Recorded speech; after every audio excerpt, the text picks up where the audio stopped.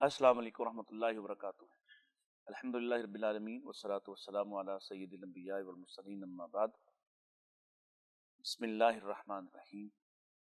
ناظرین اکرام، پروگرام رہنمائی کے ساتھ میں ہوں آپ کا میزبان ڈاکٹر مطیع اللہ باجوہ۔ آج کا یہ عظیم دن، اور اس دن پہ بہت ساری ایسی چیزیں جو ہمارے نوجوان ساتھیوں کو، بیٹوں کو، بچوں کو الجھنوں میں ڈالے ہوئے ہیں، رہنمائی کی ضرورت ہے۔ اور اسی رہنمائی کے لیے ہمارے ساتھ آج بہت ہی معزز نام ماہرین تعلیم موجود ہیں۔ سب سے پہلے میں ان کا تعارف کروا دیتا ہوں۔ میرے ساتھ موجود ہیں جناب محترم ابوبکر قدوسی صاحب۔ آپ مصنف ہیں، سوشل میڈیا ایکٹیوسٹ ہیں، بہت شاندار لکھتے ہیں، ہماری رہنمائی کرنے کے لیے ہمارے ساتھ موجود ہیں۔ السلام علیکم۔ اسی طرح سے پروفیسر ڈاکٹر عبدالرزاق ساجد صاحب، معروف عالم دین ہیں، اسکالر ہیں، ماہر تعلیم ہیں، وہ ہمارے ساتھ موجود ہیں۔ اہلاً و سہلاً، مرحبا جناب۔ بارک فیکم، السلام علیکم۔ بہت شکریہ آپ کی تشریف آوری کا۔ اور اسی طرح سے جناب مفتی عتیق الرحمن علوی ہمارے ساتھ موجود ہیں۔ آپ معروف اسکالر، عالم دین، ماہر تعلیم، اور میں سمجھتا ہوں کہ ان معاملات میں بہترین معالج ہیں۔ مفتی صاحب اہلاً و سہلاً، مرحبا، آپ تشریف لائے، آپ نے وقت دیا۔ ہمارا جو عنوان ہے ناظرین کرام آج جس پر ہم بات کر رہے ہیں وہ ہیں 4 عظیم شہادتیں جن سے امت کو بہت بڑا نقصان پہنچا، اتحاد، وحدت، اتفاق کو نقصان پہنچا، اور یقینی طور پر جو دین کے پھیلاؤ اور دینی تحریک کو روکنے کی جو کوششیں کی گئی وہ ہمارے زیر بحث ہیں۔ اور میں سب سے پہلے تو شروع کرتا ہوں محترم جناب ڈاکٹر عبدالرزاق ساجد صاحب سے۔ پہلی بات ہی میں عرض کرنا چاہتا ہوں کہ ان شخصیات کو جس طرح سے ترتیب سے ہم چلیں گے، لیکن ایک جنرل سوال جو میں سب سے پہلے آپ سے کرنا چاہ رہا ہوں، یہ کیا سبب ہے یہ جو ایک تو وہ نقصان پہنچایا مسلسل سازشیں کرنے والوں نے، اس میں کہیں ہمیں یہود کی کار فرمائی نظر آتی ہے، کہیں ہمیں مجوسیوں کی طرف سے رد عمل اور بدلہ لینے کی کیفیت نظر آتی ہے، لیکن وہ اب تک فتنہ اسی طرح سے اور اسی انداز سے ان تمام شخصیات کے حوالے سے کہیں نہ کہیں، یعنی ہم اگر یہ کہیں کہ ایک طرف حضرت ابوبکر، حضرت عمر فاروق، حضرت عثمان، ان کے اگر کوئی تنقید کر رہا ہے تو دوسری طرف بھی ایک رد عمل تھا جس نے حضرت علی رضی اللہ عنہ کو اور خاندان رسالت مآب کو بھی تنقید کا نشانہ بنایا۔ تو آپ وہ کیا اسباب محسوس کرتے ہیں، کیا محرکات سمجھتے ہیں، آپ ارشاد فرمائیے اس پہ۔ جی الحمدللہ والصلاۃ والسلام علی رسول اللہ۔ یہ شہادتوں کی اگر داستان کی طرف چلے جائیں تو سب سے پہلی چیز یہ ہے کہ خیر اور شر کی جنگ پہلے دن سے جاری ہے۔ جی بالکل ٹھیک۔ آج بھی ہے، اس نے قیامت تک رہنا ہے، یہ ختم ہونے والی نہیں ہے۔ بات صرف سمجھنے کی اتنی ہے کہ معاملہ امت مسلمہ کے اندر داخل کر کے اسے کیسے الجھایا گیا۔ اگر ہم اس کے بیک گراؤنڈ پہ تھوڑا سا چلے جائیں جی جی تو اس کے پیچھے ڈھیر ساری شہادتیں ہیں۔ پرابلم صرف اتنی ہے کہ اشہد اللہ الہ الا اللہ و اشہد ان محمدن عبدہ و رسولہ، اس شہادت کی خاطر حضرت عمر رضی اللہ تعالیٰ عنہ سے ما قبل سینکڑوں نہیں ہزاروں شہادتوں کے اگر ہم پیچھے چلے جائیں تو وہ عناصر موجود ہیں، اسباب موجود ہیں، ٹھیک ہے، جس میں خود رسول اللہ صلی اللہ علیہ وسلم کو شہید کرنا چاہتے تھے ایسے ہی۔ کہ یہ شخص ہی نہ رہے، جیسے ابراہیم علیہ السلام کا ڈی این اے ختم کرنے کے لیے نمرود نے کوشش کی ہر نبوت کو، تو وہ لوگ نبوت کی زبان سے سچ سننا مناسب نہیں سمجھتے۔ صحیح۔ جب دلائل سے مقابلہ نہیں ہوتا، ہوں میدان کے اندر نہیں، تو اس کے پیچھے گھاتیں آتی ہیں، وارداتیں آتی ہیں، من ورائے جدر، دیواروں کے پیچھے سے بیٹھ کے پلاننگز تیار ہوتی ہیں۔ ٹھیک ہے۔ اب ہم شہادتوں کو بہت پہلے سے دیکھتے چلے آ رہے ہیں، رسول اللہ صلی اللہ علیہ وسلم کے ساتھ ہجوم میں، مکے میں، پھر اس کے ماں بعد۔ لیکن جو حضرت عمر رضی اللہ تعالیٰ عنہ کی شہادت کا آغاز ہوتا ہے، یہ شہادت خلافت ہے، کہ جو ان کے پاس دین تھا، جو ان کے پاس دعوت تھی، جو ان کے پاس میسیج تھا، وہ حضرت ابوبکر صدیق کے 2 سالہ دور، باقی جو اوپر 3 ماہ ہیں یا اس کو آپ کہہ لیں 10 دن، اس کے اندر انہوں نے اس کو نافذ کروا کے دکھا دیا تھا۔ آپ دیکھیے نا کہ کیسے یکلخت وہ لشکر عامہ ہے، اسی طرح منافقین ہیں، مرتدین ہیں، پھر حکومت اور ہاں جی، خلافت کی ول دکھائی دی اس یہ میں. دونوں چیزیں جب انہوں نے آپس میں دکھائی نا، اور الحمدللہ اس کو نافذ الامر، اور اس سلسلے کو انہوں نے ادھر شام تلک، ادھر ایران تلک، جو لوگ اس کے پیچھے کھڑے تھے اور یہودیت جو باہر بیٹھ کر کے سارا کر رہی تھی، تو انہوں نے اسے ایک پل بھی ایسا نہیں دیا، یعنی کہ 30 غزوات لگا دیے انہوں نے، 11 کمانڈرز کھڑے کر دیے پیچھے، کہ الحمدللہ ہم جو کہتے ہیں ہم اس کا دفاع کرتے ہیں. اور رسول اللہ علیہ وسلم کی زندگی میں ان کو شہید کرنا چاہتے تھے، ان کے ہاتھ میں بات نہیں آئی. اللہ تعالیٰ نے، ہاں جی، اللہ نے کوششیں کی انہوں نے. کوششیں کی ہیں، لیکن اللہ نے وعدہ کیا ہوا تھا واللہ یعصمک من الناس، اللہ آپ کو دشمن سے انشاءاللہ بچا کر کے رکھے. اب بات آ گئی تھی کہ اہل بیت کے افراد تک پہنچنے کی. پہرا دے دیا صدیق اکبر رضی اللہ تعالیٰ عنہ نے، اطراف و اکناف میں سب کچھ لگا دیا. حضرت عمر رضی اللہ تعالیٰ عنہ انہوں نے بھی یہی کیا. یعنی کم از کم بھی اگر گنے تو 60 غزوات 3 بر اعظموں تک پہنچا کے کیا تھا کہ جو دین ہے، جو حق ہے، جو شریعت ہے، ہم ترکت فیکم امرین لن تضلوا ما تمسکتم بہما کتاب اللہ و سنت رسولہ یا اطرتی. دونوں باتیں ٹھیک ہیں. انہوں چیزوں کی حفاظت کر کے، اطرت کی بھی، آل کی بھی، انہوں نے پوری دنیا تلک جنہوں. اب یہ بندہ کنٹرول کیسے کرے بھائی؟ نہیں ہو رہا. تو شہادت خلافت ہوتی ہے حضرت عمر رضی اللہ تعالیٰ عنہ کی. میں اس پر آتا ہوں. یہ بنیادی بات آپ کی جو کامنٹ لیا، معذرت میں روک رہا ہوں کیونکہ ہم بات کو اسی وہ ایک دائرے سے پھیلائیں گے. مفتی صاحب، میں ایک اسی طرح کا ایک جنرل کویشچن آپ سے پہلے پیش کیا جاتا ہے کہ جی یہ روایات بھی ہیں اور یہ روایات بھی ہیں، اور ان کی بنیاد پر ان میں سے جو اپنی اپنی مرضی کی تعویلات نکال کر، یا یوں سمجھیے، ہم تعویل کا لفظ شاید سخت ہو جائے، میں یہ کہوں کہ اپنی اپنی مرضی کا اثر لے کر دونوں طرف لوگ کھڑے ہو گئے، جنہوں نے کہا کہ یہ حدیث بھی موجود ہے، یہ حدیث بھی موجود ہے. تو یہ جو کتب احادیث کے اندر اس طرح کی ایسی روایات ہیں، ان کو ہم کوئی جمع و تطبیق کے لیے کیا اصول اختیار کرتے ہیں؟ اس پر آپ ارشاد فرمائیے گا. پھر یہ بنیادی بات آگے بڑھتی ہے تو انشاءاللہ پھر بکر بھائی کو شامل کر کے آگے بڑھتے ہیں انشاءاللہ. بسم اللہ الرحمن الرحیم. اللہ رب العزت نے تو پہلے ہی ارشاد فرمایا قرآن مجید میں، اعوذ باللہ من الشیطان الرجیم، کل حزب بما لدیہم فرحون. ہر گروہ اپنے جو اس کے استدلالات ہیں ان پر خوش ہیں. ٹھیک ہے. اب دنیا کے اندر جتنے مذاہب ہیں، ہر مذہب کے پاس اپنے سننے والوں کو مطمئن کرنے کے لیے کچھ نہ کچھ چیزیں تو موجود ہیں. وہ قادیانی ہوں، وہ کرسچن ہوں، وہ روافظ ہوں، وہ اہل سنت، ہر ایک کے پاس ہے. اب شریعت کا جو بہت بڑا امتیاز تھا، اس اسلام کا بہت بڑا امتیاز تھا، وہ اس کا سارا دار و مدار سند پر ہے، سند کی تحقیق پر ہے. ٹھیک ہے. اگر اس امتیاز اور اس تحقیق کو مد نظر رکھا جائے تو پھر تو یہ سارے مسائل حل ہو سکتے ہیں. لکھا تو بہت کچھ ہے، تاریخ میں بھی، حدیث میں بھی، ویسے بھی. ٹھیک ہے. اگر ہم ان میں سے اللہ رب العزت کے اس اصول کے اوپر اکٹھے ہو جائیں، یا ایھا الذین آمنوا ان جاءکم فاسق بنبأ فتبینوا، تو پھر ہمیں ندامت نہیں ہوگی. فتصبحوا علی ما فعلتم نادمین، نہ دنیا میں ندامت ہوگی نہ آخرت میں ندامت. ٹھیک ہے. اور اگر ہم نے وہ تحقیق کا اصول چھوڑ دیا اور بس جس گھرانے میں پیدا ہوئے اور جو ذہن میں آیا صرف اسی کے پیچھے چل پڑے اور اس کی تحقیق نہ کی، تو پھر روز قیامت اور دنیا میں بھی ندامت کا سامنا کرنا پڑے گا. اور اگر ہم تحقیق کے راستے پر چلتے ہیں تو کوئی ایسی بات نہیں ہے جس میں اختلاف باقی رہ سکے. نہیں تو کیا ہمارے ہاں ایسا مزاج ہے کہ ہمارے ہاں جن سے ہم اختلاف کرتے ہیں ان کی کتب کو تحقیقی نظر سے گزارا جائے؟ بالکل ہمارے ہاں مزاج ہے، اور ہم ان کی کتابوں کے اوپر بھی پوری تحقیقی نظر سے گزرتے ہیں، اور ان کے بھی اسماء و رجال کے جو لکھی ہوئی کتابیں ہیں، رجال کشی وغیرہ ہے، انہوں نے بھی اپنے راویوں پر. تو جب ہم ان کو یہ پیش کرتے ہیں کہ آپ کی لکھی ہوئی کتاب ہے اور آپ نے ان راویوں کو ناقابل اعتبار قرار دیا ہے، پھر اس کی بات کیوں مانتے ہیں؟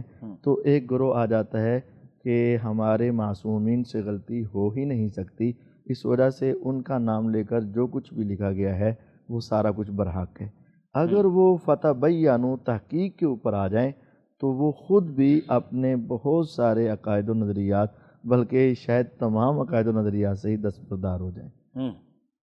اتنا بڑا فرق آپ کو لگتا ہے کہ اتنا بڑا فرق ہے کہ تمام عقائد سے ہی وہ اگر اس بنیاد پر جیسے آپ نے کہا کہ اگر وہ تحقیق پہ آ جائیں تو واقعی وہ اپنے آپ معصومانہ انداز سے یہ کہہ رہے ہیں بات، آپ کو لگتا ہے آپ کو ہاں میں آپ کو لگتا ہے کہ وہ اس سے پیچھے ہٹ جائیں گے؟ اگر وہ فاتح بیانو آ جائے نا ان کے اندر، تحقیق مطلب آ جائے اور وہ واقعتاً ماننا شروع کر دے کہ جو تحقیق سے ثابت ہوگا ہم مانیں گے، نہ کہ جو ان کی عقیدت سے ثابت ہوگا وہ مانیں گے. تو جب عقیدت اپنی جگہ پر لیکن عقیدہ اپنی جگہ پر، اگر وہ تحقیق کے ساتھ شروع کر دیں تو مجھے یقین ہے کہ ان کے سارے عقائد بھی درست ہو جائیں گے اور وہ معاملات بہتر ہو جائیں گے. جی ابوبکر بھائی آپ پہلے اس پر کمنٹ کریں، پھر سوال میرا آپ سے کچھ اور ہے. اصل میں ہوا یہ کہ آج سے کوئی چند سال پہلے کی بات ہے کہ میں نے فدق پہ مضمون لکھا تو اس میں ایک دوست آ گئے تو انہوں نے کہا کہ جی یہ جو حدیث ہے سیدنا ابو بکر سے لارورس والی، یہ جب سیدہ فاطمہ تشریف لاتی ہیں باغ فدق کا مطالبہ کرنے کے لیے اور اپنا مطالبہ خلیفہ وقت کے سامنے پیش کرتی ہیں تو وہ ان کو یہ حدیث سناتے ہیں کہ انبیاء کی کوئی وراثت نہیں ہوتی، ان کی وراثت علم ہوتا ہے. تو ان کا دعویٰ تھا کہ یہ موقع پہ کھڑے کھڑے گڑ لی گئی. تو اب چونکہ ہم یہ روایت جب پیش کرتے ہیں تو ہم جو حوالے ہوتے ہیں روٹین میں وہی صحیح بخاری کے، صحیح مسلم کے، صحیح ستہ کے، مسند احمد کے دے دیتے ہیں. تو میں نے کہا ہاتھ کنگن کو آرسی کیا، یہ روایت ان کی کتابوں میں 4-5 جگہ ان الفاظ سے موجود تھی. تو یہی بات جو مفتی صاحب فرما رہے ہیں نا کہ اب دیکھیں یہ بہت بڑا بنیادی جھگڑوں میں بنیادی جھگڑے جو ہوتے ہیں نا یہ ان میں ایک جھگڑا ہے، اولین جھگڑا ہے. اس طرح کا جھگڑا ہے کہ جس میں ہمارے جو دوست ہیں وہ بڑے طریقے سے باتیں کرتے ہیں. میں ایک دن جا رہا تھا کچہری چوک پہ، تو میں گاڑی میں جا رہا تھا، میرے بچے ساتھ تھے. تو سامنے والی گاڑی جو تھی اس کے اوپر لکھا ہوا تھا کہ محرومہ فدق کے صدقے. تو اب یہ سیدہ فاطمہ کو مطلب اشارہ کیا گیا تھا ان کی طرف کہ اللہ تعالیٰ مطلب ان کا حق تھا جو ان کو نہیں دیا گیا. ٹھیک ہے. تو معاملہ یہ ہے کہ اب یہ باتیں تو بہت سے لوگوں کو پتہ ہے کہ سیدہ جب جاتی ہیں اور سیدنا ابو بکر یہ روایت پیش کرتے ہیں اور اس کے نتیجے میں پھر سارا سیٹل ہو جاتا معاملہ کہ یہ تقسیم نہیں ہوگا اور گورنمنٹ کے کنٹرول میں رہے گا یہ باغ. اور پھر وہ بعد میں بھی ایسے ہی رہا، ابو بکر، عمر، عثمان، علی سب کے دور میں ایسے ہی رہا. لیکن میں نے یہ کہا نا کہ وہی روایت انہی الفاظ میں ہمارے دوستوں کی کتابوں میں بھی موجود ہے. تو مفتی صاحب جو بات کر رہے تھے میں اصل میں ان کی تائید میں نے کہا مثال بھی پیش کر دوں. یہ آپ کی تائید آ گئی. اب مجھے یہ بتائیے کہ تاریخ کو اخذ کرنے کا جو اصول مسلمانوں نے اختیار کیا اور جس انداز سے ابتدائی زمانوں میں اس کو لکھا گیا اور اس کی بنیاد پر آپ اپنے عقائد اگر کھڑے کرتے ہیں تو اس کی کیا حیثیت قرار پائے گی؟ دیکھیے جہاں تک بحث تاریخ ہے اور تاریخی واقعات ہیں ان کی جمع تدوین اور اس کے بالکل پیرلل اس کے متوازی اور اس سے متصل پہلے جو احادیث ہیں جن میں احکامات اسلامی موجود ہیں ان کی بھی تدوین کی گئی. اور جس طرح مفتی صاحب نے فرمایا کہ بنیاد سند ہے، پہلی اینٹ سند ہے، اس کے بعد مزید بھی اصول ہیں. اب معاملہ یہ ہے کہ جہاں تک تاریخ سے نتائج اخذ کرنے کا معاملہ ہے اور تاریخی واقعات کے بیان کرنے کا معاملہ ہے اور وہ حدیث ہے اس کے جو بیان کا معاملہ ہے، یہ بات تو بہرحال طے ہے کہ کچھ تھوڑا سا فرق ہوتا ہے، اس میں تو کوئی شبہ نہیں ہے. اگر نماز کا مسئلہ ہے، وضو کے مسائل ہیں، زکوٰۃ کے مسائل ہیں، حج کے طریقہ ہے، وہاں پہ جو حدیث ہے اس کو جس طریقے سے پڑھا جائے گا اور جس طریقے سے اس کے نتائج اخذ کیے جائیں گے بعین ہی تاریخ میں اس طرح ممکن نہیں ہے. ٹھیک ہے، لیکن کیا تاریخی ہر واقعہ جو ہے اس کو اس طرح ہی آزاد چھوڑ دیا جائے گا؟ اصل سوال یہ ہے. ہمارے کچھ دوست ہیں کہ جو مسلسل یہ مطلب شور کرتے ہیں، تقاضا بھی کرتے ہیں ہم لوگوں سے بھی کہ بھی جس بنیاد کے اوپر آپ حدیثوں کو پرکھتے ہو، صحیح ضعیف کو، تاریخ کو ہم اس طرح نہیں کر سکتے. تاریخ کے جو قرائن ہوتے ہیں، جس طرح مثلا واقعی ہیں وہ حدیث میں ان کو ضعیف کہا جاتا ہے تو تاریخ میں ان سے لی جاتی ہیں روایات. یہ بات تو ٹھیک ہے، لیکن ہمارا نقطہ نظر یہ ہے کہ تاریخ کے وہ واقعات جن کا تعلق صحابہ کی عظمت سے ہوگا، جن کا تعلق اسلام کی بنیادوں سے ہوگا، بھلے وہ تاریخ کے واقعات ہیں، وہ نماز، روزہ، زکوٰۃ، حج کے مسائل نہیں ہیں، وہاں پہ جب بات آئے گی اور اس میں ہمارا جو اصول ہے وہ حدیث والا ہی ہوگا، وہاں پہ بنیاد سند ہی ہوگی. یہ ایک بنیادی معاملہ ہے نا. دیکھیے مسئلہ یہ ہے کہ کسی بھی کوئی بھی عمارت جو ہوتی ہے نا اس کا جو قیام ہوتا ہے، اس کی جو مضبوطی ہے اس کی بنیادوں پہ ڈیپینڈ کرتی ہے، انحصار اس کی بنیادوں پہ ہوتا ہے. اور کسی بھی تحریک جو ہے اس کے جو چلانے والے انتہائی ابتدائی دور کے لوگ ہوتے ہیں، ان کا کردار، ان کے کردار کی عظمت، ان کی بلندی، وہ کیسے لوگ تھے، یہ ایک بنیادی سوال ہوتا ہے۔ اب کیسی عجیب بات ہے کہ آپ ایک تحریک کو تو کہتے ہیں سچی تحریک ہے، اور جو تحریک چلائی جا رہی ہے اس کے جو چلانے والے ہیں سب کے آگے سوالیہ نشان کھڑا کر دیتے ہیں، اور اس کے بعد ایسے سوالیہ نشان کھڑے کرتے ہیں کہ ایسی روایات کہ جو کتابوں میں موجود ہے، اور محدثین نے جس طریقے سے درج کی ہیں، بہترین جملہ امام طبری رحمہ اللہ نے اپنی تاریخ طبری میں لکھ دیا ہوا ہے کہ ہم نے اس میں سارا کچھ جمع کر دیا، رتب و یابس جمع کر دیا، لفظ رتب و یابس استعمال کیا، ٹھیک ہے، تو سب ہم نے جمع کر دیا اور ساتھ اپنے سند دے دیا، اور اہل علم کا کام ہے اس سند کے اوپر وہ پرکھ کر لیں اس کو۔ اسی رتب و یابس کو اٹھا کے بعض لوگوں نے اس کو ٹرانسلیٹ کر دیا اور اردو میں شائع کر دیا نام لیے بغیر، آپ میرا اشارہ سمجھ رہے ہیں، اور ان کے بھی ماننے والوں کا یہی دعویٰ ہے کہ آپ تحقیق کر لیں، انہوں نے تو صرف پیش کیا ہے۔ آپ مفتی صاحب اس پہ کچھ کہنا چاہ رہے ہیں؟ میں پھر ساجد صاحب کی طرف جا رہا ہوں۔ جی انہی کی بات کو تھوڑا سا آسان کر کے اگر ایسے کہہ لیا جائے، یعنی آپ کے خیال میں یہ مشکل بات کر رہے ہیں؟ ذرا لمبی بات ہوگی نا۔ اچھا جی بسم اللہ۔ کہ اگر تو تاریخ کے واقعات قرآن و حدیث کے موافقت میں جا رہے ہیں، ان کے اندر سند کی کمزوری بھی ہے، تو وہ اس تائید کی وجہ سے قابل قبول ہو جائیں۔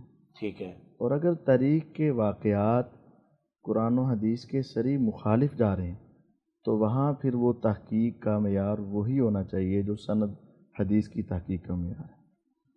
اچھا، اور اگر اس پر نا ایک سوال ہے، چونکہ یہ بات جب ہم کرتے ہیں تو فوری طور پہ ایک جواب پھر وہ جو انکار حدیث والوں کی طرف سے آتا ہے نا، کہ وہ حدیث ہم نہیں مانتے جو قرآن مجید جس کی تائید نہ کرتا ہو۔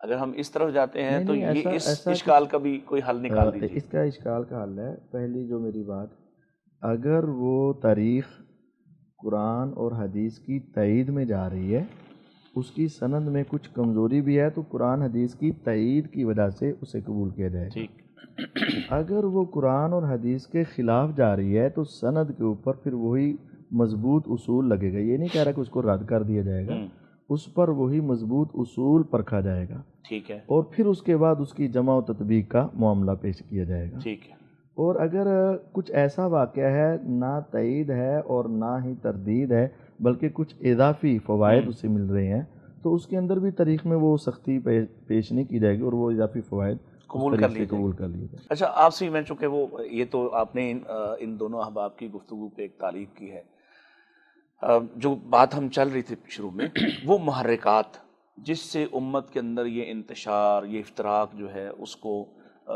جگہ ملی اور راستہ بنایا گیا اس کے لیے، جو خاص طور پہ یہود کی طرف سے جو سازشیں تھیں جس پر آپ کی بات کو ہم نے روکا تھا، اب ہم اس طرف آ جاتے ہیں۔ ایک بنیادی ایک خاکہ جو ہے وہ ہمارا سامنے تیار ہو گیا ہے کہ چیزوں کو کس طرح سے لینا چاہیے، اور جیسے آپ نے کہا کہ سب سے بڑی بنیاد ہمارے پاس وہی ہے، وہ علم موجود ہے، آج بھی پیمانہ پرکھ وہی ہوگا، وہ چاہے تاریخ ہو، وہ چاہے حدیث ہو، اور چاہے دنیا کی کوئی بات، ہم واپس اسی طرف جائیں گے۔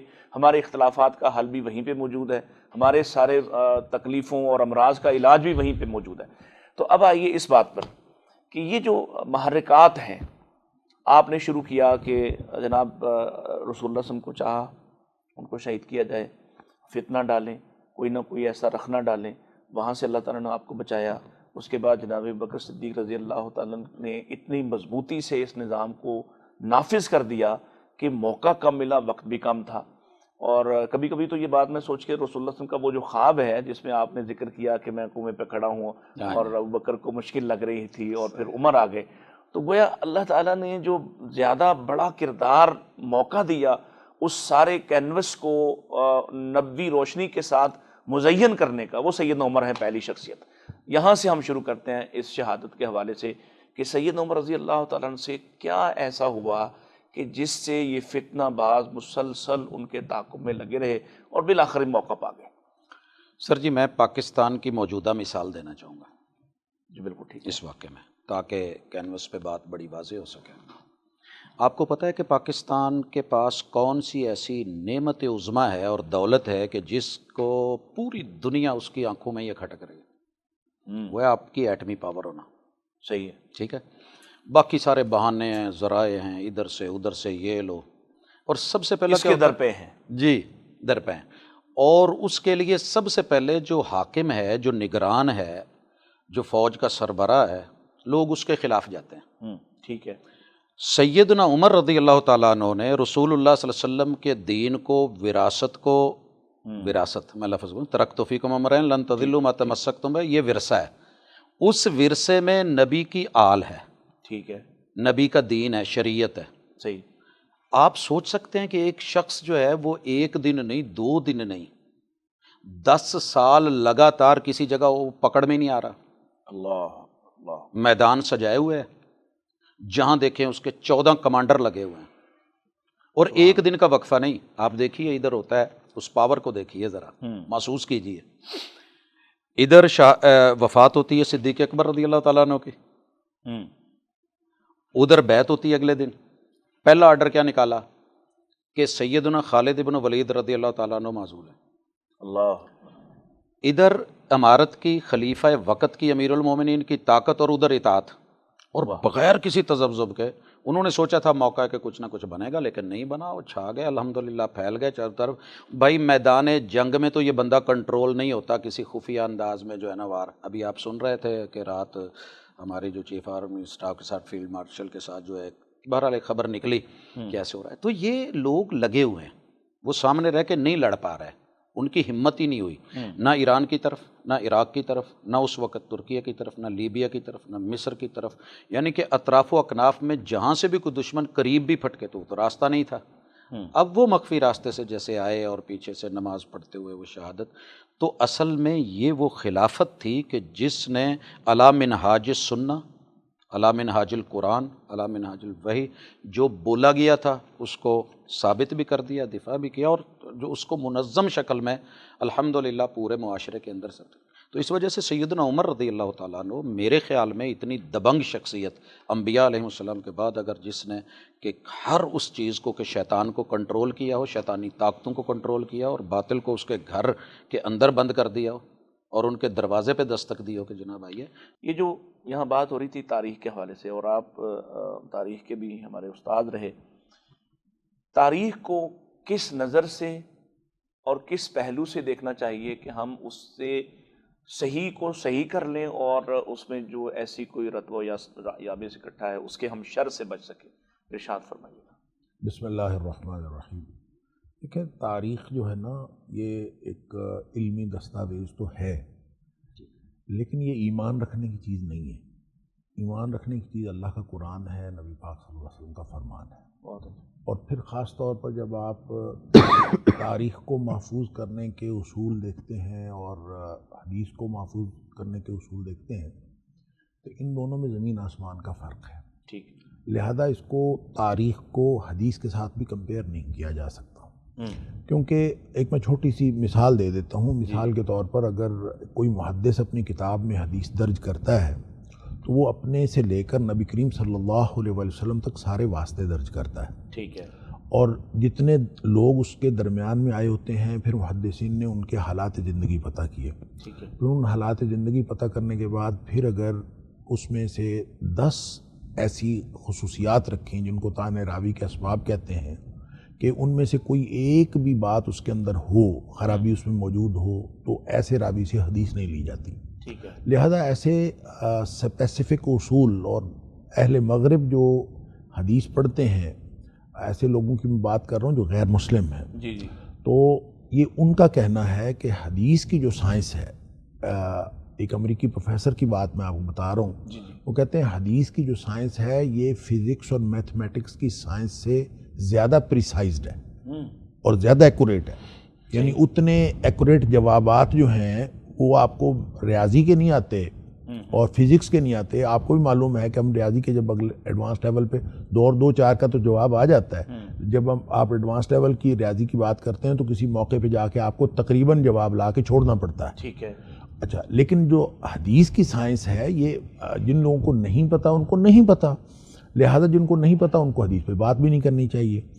تو اس طرح سے نبی کریم صلی اللہ علیہ وآلہ وسلم تک پہنچنے کے جو ذریعہ ہے یا ذرائع ہیں ان سب کی جانچ پرکھ کا ایک پورا نظام موجود ہے. ٹھیک ہے. جبکہ دوسری طرف ہے تاریخ کے اندر جو ہے وہ ایسا کوئی نظام موجود نہیں ہے، اور اس میں عدم احتیاط کا عالم یہ ہے. میں اس کی ایک مثال دیتا ہوں کہ یہ جو خاص طور پہ جن تاریخ کے ان واقعات کی بات، جن واقعات کو ہم بنیاد بنا کے اور تاریخ کے ایک واقعے کی بنیاد بنا کے پورے مذہب کی عمارت کھڑی کیے بیٹھے ہیں، اس کے بارے میں جتنی واقعہ کربلا کی میں بات کر رہا ہوں کہ اس کے بارے میں جتنی روایات ہیں، خاص طور پہ واقعہ کربلا کے مناظر کے بارے میں کہ فلاں شخص ادھر کو گیا اور فلاں شخص ادھر کو گیا، اور آج کل جو ہے وہ ہر سٹیج کی زینت ہوتی ہیں یہ ساری چیزیں. اس کا واحد سورس جو ہے وہ ایک کتاب ہے مقتل حسین، اور وہ مقتل حسین ایک شخص نے لکھی ہے، اس کا نام ہے ابو مخنف لوط بن یحییٰ. اچھا، یہ جو ابو مخنف لوط بن یحییٰ ہے، اس کا جو سن وفات ہے وہ 157 ہجری. سن پیدائش کے بارے میں کچھ اختلاف ہے، لیکن سن وفات کے بارے میں اس کو کوئی اختلاف نہیں. اگر اس کا 157 ہجری ہی ہو سن وفات اور 100 سال بھی اس کی عمر ہو تو یہ 61 ہجری میں 4 سال کا ہوگا. 4 سال کا ہوگا. اور یہ 3-4 سال کا کوئی بچہ جو ہے وہ واقعہ کربلا میں ابو مخنف لوط بن یحییٰ کے نام کا وہاں موجود نہیں تھا. وہاں موجود نہیں تھا کوئی، وہ کسی سے بیان بھی نہیں کرتا، اور اس نے پوری یہ تاریخ لکھ چھوڑی ہے. اور پھر مورخین کا اس بارے میں عدم احتیاط کا عالم یہ ہے کہ علامہ طبری نے وہ ساری کی ساری روایات ابو مخنف کی جو اس نے مقتل حسین میں لکھی وہ اس کو اپنی تاریخ طبری کے اندر جگہ دے دی. لہٰذا آج آپ تاریخ طبری پڑھتے ہوئے ابو مخنف کی کوئی روایت پڑھتے ہیں، اس کی جانچ پرکھ کسی نے کی نہیں. ایک آدمی جو ہے وہ دیکھیں جتنی بھی جلدی اس نے کتاب لکھی ہوگی 15-20 سال کی عمر میں تو لکھی ہوگی، 25-30 سال کی عمر میں لکھی ہوگی. وہ ایک ایسا واقعہ جو 25-30 سال پہلے ہوا ہو اور اس کے آپ چشمدید گواہ بھی نہ ہوں، تو آپ اس کے بارے میں کیا لکھ سکتے ہیں؟ آپ منظر کشی کر ہی کیسے سکتے ہیں جہاں موجود ہی نہیں تھے؟ اور اس منظر کشی کو ظلم یہ ہے کہ عوام الناس نے قبول کر لیا اور ہسٹوریکل فیکٹ سمجھ کے قبول کر لیا، یہ تاریخی حقیقت ہے. حالانکہ تاریخ جو ہے وہ اسی طرح سے لکھی جاتی رہی ہے. اور میں تو ایک اس کی مثال دیا کرتا تھا اپنی کلاس میں، آپ کو اگر یاد ہو کہ ہمارے یہاں مفتی صاحب ایک ڈرامہ چلتا تھا پی ٹی وی کے، اس وقت کے بعد جب صرف پی ٹی وی ہوتا تھا، اس پر ایک ڈرامہ چلتا تھا بادب با ملاحظہ ہوشیار.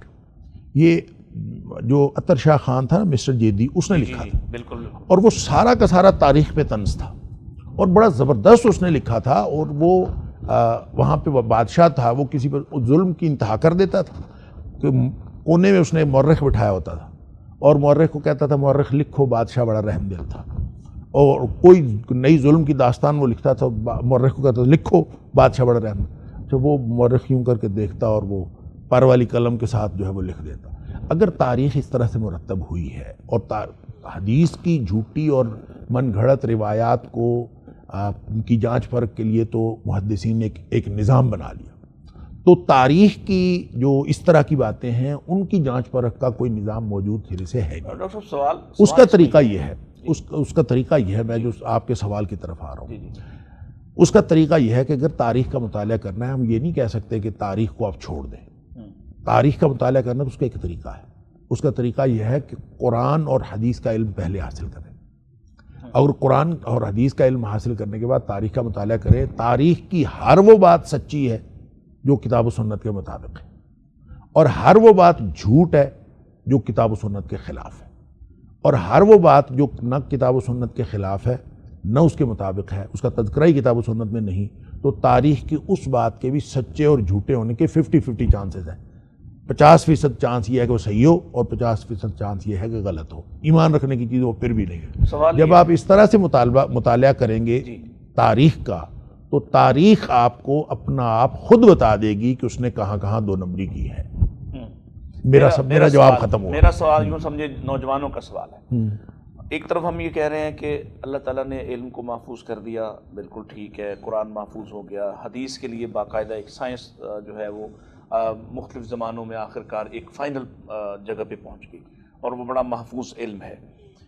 تو کیا ہوا کہ تاریخ کو مسلمانوں نے بالکل بھی وہ اہمیت نہ دی اور اس طرف نہ وہ اصول لاگو کیے، نہ سند جو ہے نا اس کا اعتبار کیا اس طرح سے کیا سبب، آپ کیا محسوس کرتے ہیں کہ یہاں کوئی ایسی مسلمانوں کا جو رجحان ہے، ٹینڈنسی ہے، وہ قرآن و حدیث کی طرف تھی اس لیے؟ نہیں، ایسی بات یہ نہیں ہے، بس مسئلہ یہ ہے کہ تاریخ کا کوئی واقعہ جتنا مرضی کنٹروورشل ہو اور جتنا مرضی تاریخی اعتبار سے اہم ہو، ٹھیک ہے، اس بارے میں موقف رکھنا یہ ہمارے امتحان کا سوال ہی نہیں ہے۔ تلک امۃ قد خلت لہا ما کسبت ولکم ما کسبتم ولا تسالون عما کانوا یعملون۔ کسی نے کیا کیا ہے وہ ایک انتہائی اہم سوال۔ میں تو کہتا ہوں، علماء موجود ہیں، میں تو عرض کرتا ہوں کہ ہمیں تو شکر کرنا چاہیے کہ جس وقت صحابہ کا عالم یہ تھا کہ محمد بن مسلمہ انصاری رضی اللہ تعالیٰ عنہ جب جنگ کا موقع آیا تو انہوں نے کہا مجھے تو نبی کریم صلی اللہ علیہ وسلم نے فرمایا تھا کہ تمہاری یہ تلوار غیر مسلموں کے مقابلے میں اٹھنے کے لیے ہے، اور کبھی اگر موقع ایسا آئے کہ مسلمانوں کے خلاف تمہاری تلوار اٹھے تو اس کو پتھر پہ مار کے توڑ دینا، اور میں تو کل توڑ آیا۔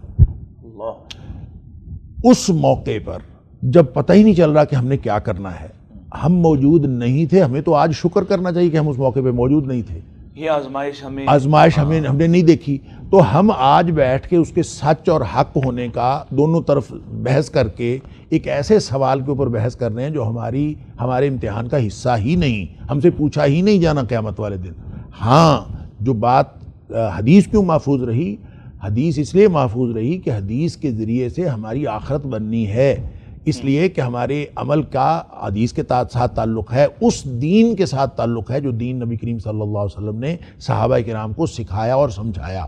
اگر آج آپ اس دین پر نہیں ہیں اور قیامت کی دیواروں تک آپ کا تعلق اس دین کے ساتھ رہے گا جو دین اصل نام ہی اس چیز کا ہے جو نبی کریم صلی اللہ علیہ وسلم نے صحابہ کرام کو سکھایا، آپ کو سمجھایا، لہذا آج آپ نے جب جاننا ہے کہ وہ کون سا دین تھا تو آپ کو واپس مدینہ منورہ پہنچنا پڑے گا، اور وہ پہنچنے کے لیے بہترین راستہ حدیث نے، محدثین نے آپ کو دے دیا ہے، اس کے ذریعے سے پہنچیں گے۔ جہاں درمیان میں کوئی من گھڑت حدیثیں گھڑنے والا کوئی راوی ہوگا ہم اس کی بات نہیں لیں گے، جہاں کذاب ہوگا نہیں لیں گے، جو ہم پہ جس کا حافظہ خراب ہو گیا اس کی نہیں لیں گے، جتنی بھی چیزیں ہیں یہ چیزیں ہیں، صرف خالص دین جہاں تک پہنچتا ہے ہم وہاں تک پہنچیں گے، اور اگر اس دین پر رہے تو یہی معیار ہے قیامت تک کے لیے۔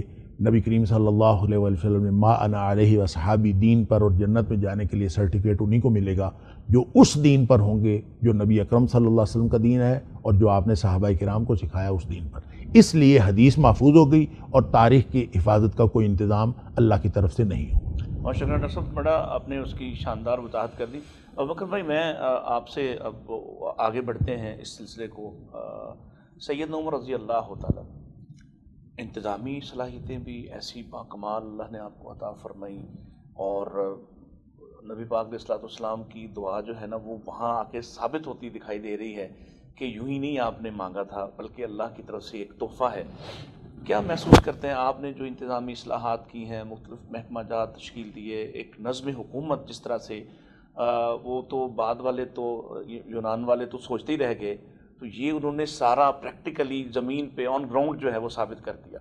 وہ کچھ بتائیے گا اس حوالے سے۔ دیکھیے، آپ نے انتظامی صلاحیتوں کی بات کی تو ان کا واقعہ شہادت پہلے یہاں پہ ڈسکس ہوا ہے، اسی میں واقعہ شہادت کے حوالے سے ہی دیکھ لیجئے کہ کیسا کمال ہے کہ ان کو ایک مجوسی غلام نے مارا، سیدنا مغیرہ کا غلام تھا، وہ آ کے شکایت کرتا ہے ان کی کہ وہ سسٹم تھا اس دور میں کہ جو آزاد ہو کے کام کرتے تھے، مزدوری کرتے تھے، اس میں کچھ خود رکھ لیتے تھے، کچھ اپنے مالک کو دیتے، ایک سسٹم تھا، ایک اس طرح کا سسٹم تھا۔ اس میں آ کے شکایت کی کہ میرے اوپر بوجھ زیادہ ہے، تو حضرت سیدنا عمر نے جب اس سے پوچھا کہ تمہارا کیا ریشو تمہاری کیا ہے، تو اس نے کہا یہ، اور سیدنا عمر نے کہا یہ تو بڑا مناسب ہے، تو اس نے آگے سے بڑا دھمکی امیز جواب دیا۔ تو دوران نماز جب مارا گیا آپ کو، تو سیدنا عمر نے دوران نماز ہی کہا کہ مجھے مار گیا کوئی، تو اس کے بعد صحابہ کرام، وہ بلکہ مار کے بھاگا، 7 صحابہ شہید ہوئے تھے، 7 افراد شہید ہوئے اس میں، اور وہ اس کو پکڑا گیا۔ جب اس کو چادر اس کے اوپر پھینکی گئی تو اس نے جب دیکھا کہ مجھے اب نہیں میں بچوں گا، اس نے خود کو مار کے خودکشی کر لی۔ یہ پورا واقعہ ہے۔ لیکن اب دلچسپ بات یہ ہے کہ سیدنا عمر کی انتظامی صلاحیتوں کی آپ نے بات کی کہ سیدنا عمر نے جب پہلا سوال یہ کیا، جب نماز حضرت عبد الرحمن بن عوف نے آگے بڑھ کے نماز پڑھائی، نماز جب مکمل ہوئی تو اس کے بعد سیدنا عمر نے پوچھا کہ مجھے کس نے مارا ہے، تو انہوں نے بتایا کہ فلاں بندہ تھا، مجوسی غلام تھا، اس نے آپ کو مارا ہے۔ اور اس نے خودکشی کر لیا. تو آپ نے اس پہ کلمہ شکر ادا کیا کہ میری جو موت ہے, میری جو شہادت ہے, یا جو بھی معاملہ ہوا ایک غیر مسلم کے ہاتھوں ہوا, کوئی مسلمان ملوث نہیں ہے. اچھا, اب یہاں پہ دلچسپ بات یہ, قریب ابن عباس کھڑے ہیں, تو سیدنا عمر تھوڑی سی خفگی کے عالم میں ابن عباس کو کہتے ہیں کہ میں منع نہیں کرتا تھا, ہمارے باپ کو بھی منع نہیں کرتا تھا. کس بات سے؟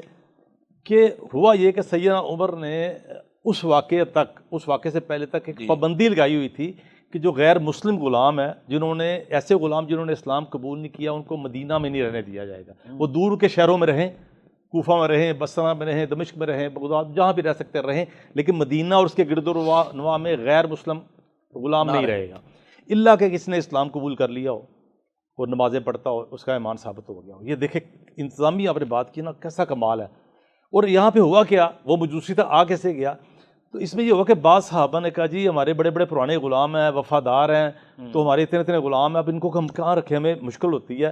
تو سیدنا عمر نے نہ چاہتے ہوئے بھی, وہ بڑے بڑے صحابہ تھے, سینئر تھے, ان کو اجازت دے دی. جس طرح سیدنا ابن عباس کو کہا, کیونکہ حضرت عباس کے غلام اچھی خاصی تعداد میں تھے نا, تو بلکہ اس پہ سیدنا ابن عباس, اور دیکھیں اگلا جملہ بھی بڑا کمال ہے, سیدنا ابن عباس نے جب, اب سیدنا عمر زخمی پڑے ہوئے ہیں, سارا ماحول ہی افسردہ ہے اور ایک خلیفہ وقت ہیں, تو انہوں نے کہا میرے پاس جتنے غلام ہیں اگر کہیں تو میں سب کو مار دیتا ہوں. انہوں نے کہا کیسی بات کرتے ہیں, ان میں کتنے نمازیں پڑھتے ہیں, روزے رکھتے ہیں, نمازیں پڑھتے ہیں, کیسی بات کر رہے ہو, اس کو بھی ریجیکٹ کر دیا.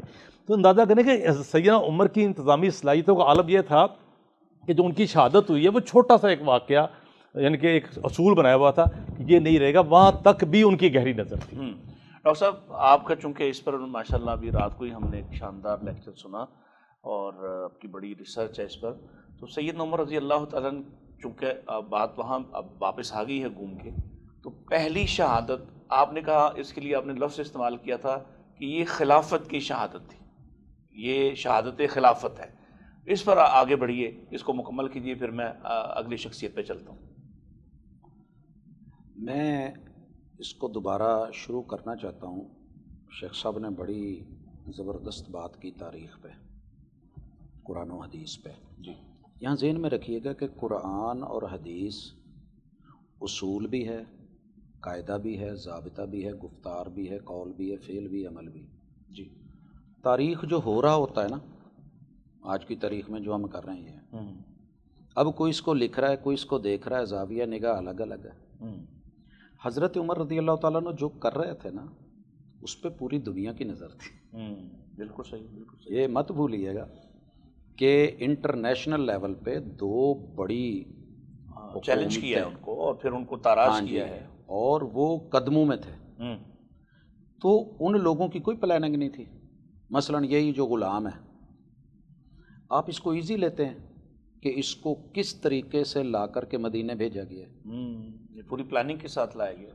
یہ کوئی چھوٹی چیز نہیں ہے. اس میں جہاں ہمارے لیے ڈھیر سارے اسباق ہیں, اب مورخ لکھنے والا جس زاویے کا, جس نگاہ کا, جس سوچ کا مالک ہوگا وہ ویسے لکھے گا, کوئی مثبت لکھے گا, کوئی منفی لکھے گا. تاریخ میں اصل میں پرابلم ہی آتی ہے کہ اسے زمینی افعال کو زمینی لوگ اپنی سوچ کے مطابق لکھتے ہیں, اور کتاب و سنت آسمان سے اتری ہوتی ہے اور اللہ نے اس کے افراد تیار کر کے اس کے لیے وہ کرتی ہے. بالکل صحیح. تو ہم نہیں ذمہ دار کہ اس واقعے پہ کوئی آج کے واقعے کو مثبت لے لے, کوئی منفی لے لے. ہم غلط سوچ لے کے نہیں بیٹھے ہوئے. صحیح. ایک امت کی رہنمائی کے لیے, مثبت گفتگو کے لیے, کوئی اس سے کیا نکال لے گا, ہاں, یہ اس کی مرضی ہے. ہماری بات کوئی دلیل حرف آخر نہیں ہے, لیکن کتاب و سنت دلیل. اب حضرت عمر رضی اللہ تعالیٰ عنہ چونکہ انہوں نے اندر, جیسا کہ ابھی آپ نے سنا کہ انسان سے خامیاں ڈھیر ساری ہوتی ہیں, لیکن انہوں نے کوئی پروٹوکول کے حساب سے, ایک بندہ اکیلا لیٹا ہوا ہے, کیسے لیٹا جاتا ہے, ہرے میں بازو کا سرانہ بنا کے, اینٹ رکھ کے, پتھر رکھ کے. اس کا مطلب یہ ہے کہ اس نے عدل اور انصاف اندر بھی باہر بھی. اور یہ کوئی ایک ملک کی بات نہیں ہے, ذہن میں رکھیے گا کہ یہ صرف حجاز کا معاملہ نہیں ہے. یہاں پہ 60 سے زیادہ بڑے شہر, 60 سے زیادہ, بلکہ سینکڑوں کی تعداد میں آپ لا سکتے ہیں. اس وقت ہمارے پاس اس کی باقاعدہ لسٹیں موجود ہیں. اور اتنی بڑی لیول تلک ہر شہر میں نئے طریقے سے انتظام, انصرام, قاضی, ججز, حکمران، امیر، آڈٹ، احتساب، ہر چیز جو انہوں نے رکھی تھی، واہ۔ لوگوں کو تو دکھ رہا تھا یار کیسے یہ بندہ کسی سائڈ سے پکڑا نہیں جا رہا۔ اب وہ تو لے رہے تھے کہ یہ ہاں جی۔ صرف وہ کچھ بادیہ نشین ہے بادیہ اور نشین۔ تم کہاں سے آگے بھائی، تمہارا جی۔ تو کوئی اختیار ہی نہیں تھا، اقتدار ہی نہیں تھا، کوئی سینٹرل گورنمنٹ ہی نہیں تھی۔ تو یہ آسمان سے اللہ کی طرف سے ایک خاص توفیق بھی ہوتی ہے، طاقت بھی ہوتی ہے، رہنمائی بھی ہوتی ہے۔ اگر ایدک اللہ بروح القدس ایک شاعری میں ہو سکتا ہے تو سر جی افعال میں، اعمال میں، لکل فن رجال، اللہ نے رجال بنائے ہیں، چنے ہیں، دکھائے ہیں، اور الحمدللہ۔ بہرحال اس کے پیچھے ہم اس کو اسی وجہ سے خلافت، کیونکہ اگلی حضرت عثمان رضی اللہ تعالیٰ عنہ کی شہادت جو ہے وہ ہم جب اس کو دیکھتے ہیں تو وہ پتہ کیا چلی جاتی ہے؟ بغاوت پہ، کہ یار یہ کوئی حل ہی نہیں ہو رہا، کنٹرول ہی نہیں ہو رہا۔ اور جب حضرت حسین رضی اللہ تعالیٰ عنہ کی شہادت کو دیکھتے ہیں تو غدر میں جیسے وہ 70 بیرے مؤونہ پہ ہوئے ہیں، دھوکے میں رسول اللہ علیہ وسلم کو دے کے بلا کے، ہم خیر خواہ، ہم قرآن پڑھنے والے، لینے والے، تو اگر ہر چیز کو اس کے خاص زاویے سے دیکھیں گے تو یہ چاروں شہادتیں دراصل ایک ہی چیز کی خاطر ہیں، اور وہ تھا کہ ان لوگوں سے اسلام ان کے ہوتے ہوئے ہم اس کو کسی کو دوسرا رخ نہیں دے سکتے۔ اور جب یہ ہوا ہے تو پھر آپ دیکھتے ہیں کہ بہت شاندار، بہت شاندار۔ مفتی صاحب اسی کو آگے، یہ جو آپ اس پر چونکہ ماشاءاللہ آپ کا کام بھی ہے اور آپ شہروں اس کے لیے سفر کرتے ہیں، اپنی تعلیمی اور علمی مصروفیات کے ساتھ ساتھ رہنمائی کے لیے نکلتے ہیں، تو ہم بھی ناظرین تک آپ کے ذریعے رہنمائی پہنچانا چاہ رہے ہیں۔ کچھ ہمارے جو دوست ہیں، کچھ تو ہمارے دوستوں سے نکل کے اب کسی اور طرف کھڑے ہو گئے، انہوں نے اس معاملے کو اس طرح سے اپنی مرضی کے ساتھ گھمایا، ٹوسٹ کیے حقائق، ان کو توڑا موڑا، اپنی مرضی سے تعویلات کی، اور وہ سامنے ہیں۔ میں جدھر اشارہ کر رہا ہوں آپ کو خوب معلوم ہے۔ آپ کو لگتا ہے کہ ان لوگوں نے بھی ایندھن فراہم کیا اس دور میں، کہ وہ جو امت کے اندر اختلاف یا انتشار ہے اس خلیج کو انہوں نے مزید بڑھانے کی کوشش کی ہے؟ جی اس میں تو کوئی دوسری رائے نہیں ہے، بس یہ ہے کہ ہر دور میں ہی ایسا ایندھن فراہم کرنے والے رہے ہیں، اور اس دور میں اس کو مزید ہوا دینے والے سوشل میڈیا کے ذریعے یہ افراد ہیں۔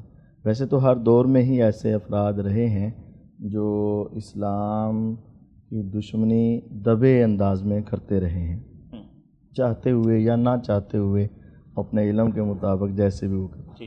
لیکن اس دور میں چونکہ یہ سوشل میڈیا کا دور ہے اور بڑا فاسٹ دور ہے، اس کے اندر ان کا تھوڑا کام بھی بہت زیادہ نقصان کا باعث بنا ہے، اور انہوں نے بہت زیادہ حقائق کو مسخ کرنے میں ان کا ساتھ دیا ہے۔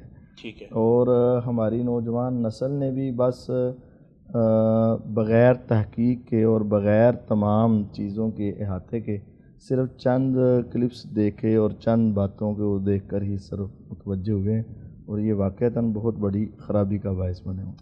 نوجوان آپ ادھر سے، آپ ہم سب سے سینئر نوجوان ہیں، ہم تینوں سے تو نوجوانوں کی بات آئی ہے۔ نوجوان تو دیکھ رہا ہے کہ جی اس آدمی کی جو ویڈیو ہے وہ اس کو ملینز نے دیکھا ہے، وہ اس لیے اس کی طرف، اور ظاہر ہے وہ جو الگوریتھم ہے وہ بھی آپ کو لا کے وہ چیزیں دکھا رہا ہے جو زیادہ دیکھی جا رہی ہیں۔ اگر آپ نے ایک چیز کھول لی تو اس کے ساتھ ملتی جلتی اور ریلیٹڈ ویڈیوز جو ہیں اور اسی طرح کے لوگوں کی وہ آتی جائیں گی۔ ہم کیسے بچیں اس سے؟ دیکھیے پہلی تو بات یہ ہے کہ علم کا تو جھگڑا ہی نہیں ہے، علم کا جھگڑا تو ختم ہو گیا، لڑائی جھگڑا اور مقابلہ جو ہے نا وہ تو اب زبان کا ہے۔ ایسی مثالیں موجود ہیں کہ نام لیے بغیر کہوں گا کہ جو باقاعدہ حقائق مسخ کرتے ہیں، ایسی مثالیں موجود ہیں کہ جو میڈیا پہ بیٹھتے ہیں، اپنے ٹی وی چینل یا یوٹیوب چینل انہوں نے کھولے ہوئے ہیں، اور حقائق کو مسخ کرنا چھوڑ بلکہ اختراع کرتے ہیں، واقعات اختراع کرتے ہیں جن کا تاریخ میں کوئی وجود ہی نہیں ہے، لیکن چونکہ زبان اچھی چلتی ہے، گفتگو کا اسلوب ہے، لوگوں کی نبض پہ ہاتھ رکھنا آتا ہے، نتیجہ یہ ہے کہ مقبول ہے۔ تو معاملہ یہ ہے کہ اس کا حل کیا ہے؟ حل اس کا یہی ہے کہ ہمارے جو اہل علم ہے، جو واقعتاً راسخ بھی ہیں علم میں، اور اس کے بعد یہ ہے کہ درست اور نادرست کی ان کو پہچان بھی ہے، تو ان کو بس یہ کرنا پڑے گا کہ عوام سے عوام کی سطح پہ اتر کے بات کرنی پڑے گی۔ یہ بڑا ضروری معاملہ ہو چکا ہے اس وقت۔ آپ کو لگتا ہے کہ عوامی سطح سے بلند ہم جو رد عمل یا جواب یا اس کا علاج ہے وہ آپ کو لگتا ہے کہ وہ عوامی سطح سے بلند تر سطح پہ کیا جا رہا ہے، وہ نیچے ابھی تک کیونکہ فتنہ ڈالنے والے نیچے اتر چکے، اور آپ کو لگتا ہے کہ علماء اس طرح سے جواب نہیں دے رہے، یہ محسوس کرتے ہیں؟ دیکھیں، ایک ہوتا ہے کہ عوام سننا کیا چاہ رہی ہے. اب عوام سننا چاہ رہی ہے ایک خاص رنگ کی بات، اور وہ بات جو ہے وہ غلط ہے، تو اس طرح تو نہیں پیش کیا جا سکتا نا کہ عوام چونکہ یہ سننا چاہ رہی ہے. وہ لوگ جو فتنہ پرور ہیں اور ان کا فتنہ پھیل چکا ہے وہ تو کر ہی غلط رنگ میں بات رہے ہیں نا. اب اس کا جب ہم نے رد کرنا ہے یا اس کا علاج کرنا ہے، تو بہرحال یہ ہے کہ ہم ایک حد سے زیادہ تو ہم آگے نہیں جا سکتے نا کہ اختراع کے مقابلے میں دوسری اختراع شروع کر دیں، کیوں اس رنگ میں ایک خاص حد سے زیادہ ہم آگے نہیں بڑھ سکتے. لیکن کم از کم اتنا میں ضرور کہوں گا کہ ہمیں اس بات کے اوپر غور کرنا چاہیے کہ ایسے لوگ، مثلا میں آپ کو بتاتا ہوں، ایک مولوی صاحب ہیں بڑے مقبول اور معروف ہیں، اور وہ فوت ہو چکے ہیں پچھلے دنوں کچھ عرصہ پہلے. وہ پنجابی میں کبھی اردو میں مکس ہو کے گفتگو کرتے ہیں. اب انہوں نے ایک واقعہ بیان کیا، سیدنا عثمان کے اوپر انہوں نے واقعہ بیان کیا، اور ان کے جو مقلدین ہیں، کبھی میری بات ہوئی ان سے پوچھ سکتا ہوں کہ انہوں نے کہا جی انصار صحابہ نے سیدنا عثمان کو گریبان سے پکڑا، خطبہ دے رہے تھے، گریبان سے پکڑا، بڑا معروف ہے ان کی طرف سے، گریبان سے پکڑا اور نیچے اتارا اور کہا تھلے اتر، تو خلافت کا بیڑا غرق کر دیتا ہے. اللہ. اب دیکھیے، اب جو لوگ ان کے متاثرین ہیں، ہوتا پتہ ہے کہ یہ فریکوینسی مل جاتی ہے، محبت، عقیدت، اعتماد کی فریکوینسی مل جاتی ہے، اور وہ جو کہہ رہے ہوتے ہیں لوگوں کو یقین آ رہا ہوتا ہے. اب وہ جب یہ جملہ انہوں نے بولا ہے، اب دیکھیے تاریخ کی کسی کتاب میں یہ واقعہ، سند کی بات کر رہے تھے مفتی صاحب، کمزور مضبوط سند سے موجود ہی نہیں ہے، سیرت سے موجود ہی نہیں ہے، واقعہ ہوا پیش ہی نہیں آیا، لیکن چونکہ اعتماد بن گیا نا، اس شخصیت کے اوپر اعتماد بن گیا. اب ہمیں کرنا یہ ہے کہ ہم نے خود کو صحیح اور درست دائرے میں رہتے ہوئے عوام کے لیے اتنا قابل قبول بنانا، اور عوامی سطح کے اتر کے بات کرنی ہے کہ لوگوں کو بات سمجھ آنی شروع ہو جائے. جی استاد محترم، میں آپ کی خدمت میں حاضر ہو رہا ہوں. نظم حکومت مضبوط تھا جناب عمر رضی اللہ تعالیٰ عنہ کا، اور کہیں سے ایک رستہ ملا اور ان کی شہادت ہوئی. اب اس کے بعد جو حضرت عثمان رضی اللہ عنہ کا معاملہ ہے، میں چاہوں گا آپ اس پر آئیے کہ کیا اسباب تھے جو ان کی طرف ایک بات اچھالی جاتی ہے کہ جی ان کی حکومت جو ہے وہ بڑی نرم دلی والی تھی، اور اس میں ان کی نرمی جو ہے، طبعی نرمی جو ہے وہ ایک بڑا سبب بنی، اور حکومت کا وہ نظم اس طرح سے مضبوط نہ، لیکن وہ 12 سال حکومت کی انہوں نے. تو کیا یہ ممکن ہے جو یہ والی بات پیش کی جاتی ہے، ایک دم ایسا کوئی تبدیلی آئی کہ حضرت عمر کے بعد وہ گرپ نہ رہی، یا آپ سمجھتے ہیں کہ عمر کا کوئی خاص حصہ تھا جس کے بعد یہ صورتحال پیدا ہوگی؟ دیکھیں جی، میں تو یہی سمجھتا ہوں، واللہ عالم، ایک تاریخ کا ادنا طالب علم ہونے کے حوالے سے، جو جیسے ڈاکٹر عبدالرزاق ساجد صاحب کہہ رہے تھے کہ عمر فاروق رضی اللہ تعالیٰ عنہ کی جو شہادت ہے وہ ایک اجمی سازش تھی، اور اس سازش کو پکڑا جانا ضروری تھا، اور وہ نہیں پکڑا گیا ڈیو ٹو سم ریزنز. کہ اس میں ایک تو یہ ہے کہ جو قاتل تھا ابو لولو، اس نے تو اپنے آپ کو قتل کر لیا، خودکشی کر لی. ٹھیک. اور اگر 2 گواہیاں ملیں کہ ان کے ساتھ ہرمزان اور جفینہ بھی شامل تھے، اور ان تینوں کی کوئی آپس کی سازش تھی، اور خاص طور پہ وہ جو خنجر کی شیپ تھی اس نے یہ بھانڈا پھوڑا کہ وہ خنجر خاص قسم کا تھا، کہ عام طور پہ جو خنجر ہوتا ہے وہ تو ایک طرف اس کی مٹھی ہوتی ہے اور دوسری طرف اس کا پھل ہوتا ہے، لیکن وہ خنجر 2 دھاری تھا، ادھر بھی اس کا پھل تھا، ادھر بھی پھل تھا، درمیان میں مٹھی تھی. اچھا، لہذا وہ دونوں طرف ادھر بھی وار کرتا تھا، ادھر بھی وار کرتا تھا.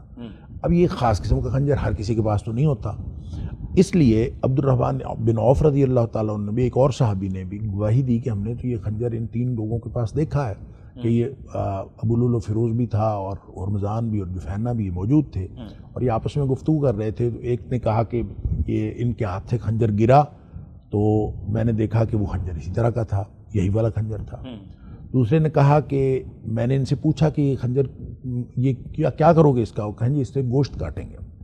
اچھا، یہ باتیں عبید اللہ بن عمر رضی اللہ تعالیٰ عنہ، جو حضرت عمر فاروق رضی اللہ عنہ کے چھوٹے بیٹے تھے، انہوں نے سنی. تو وہ بھی باپ زخمی پڑا ہوا تھا، انہوں نے آؤ دیکھا نہیں تاؤ دیکھا، جا کے انہوں نے رمضان اور جفینہ کو دونوں کو قتل کر دیا. اچھا، ثبوت ہی مٹ گیا.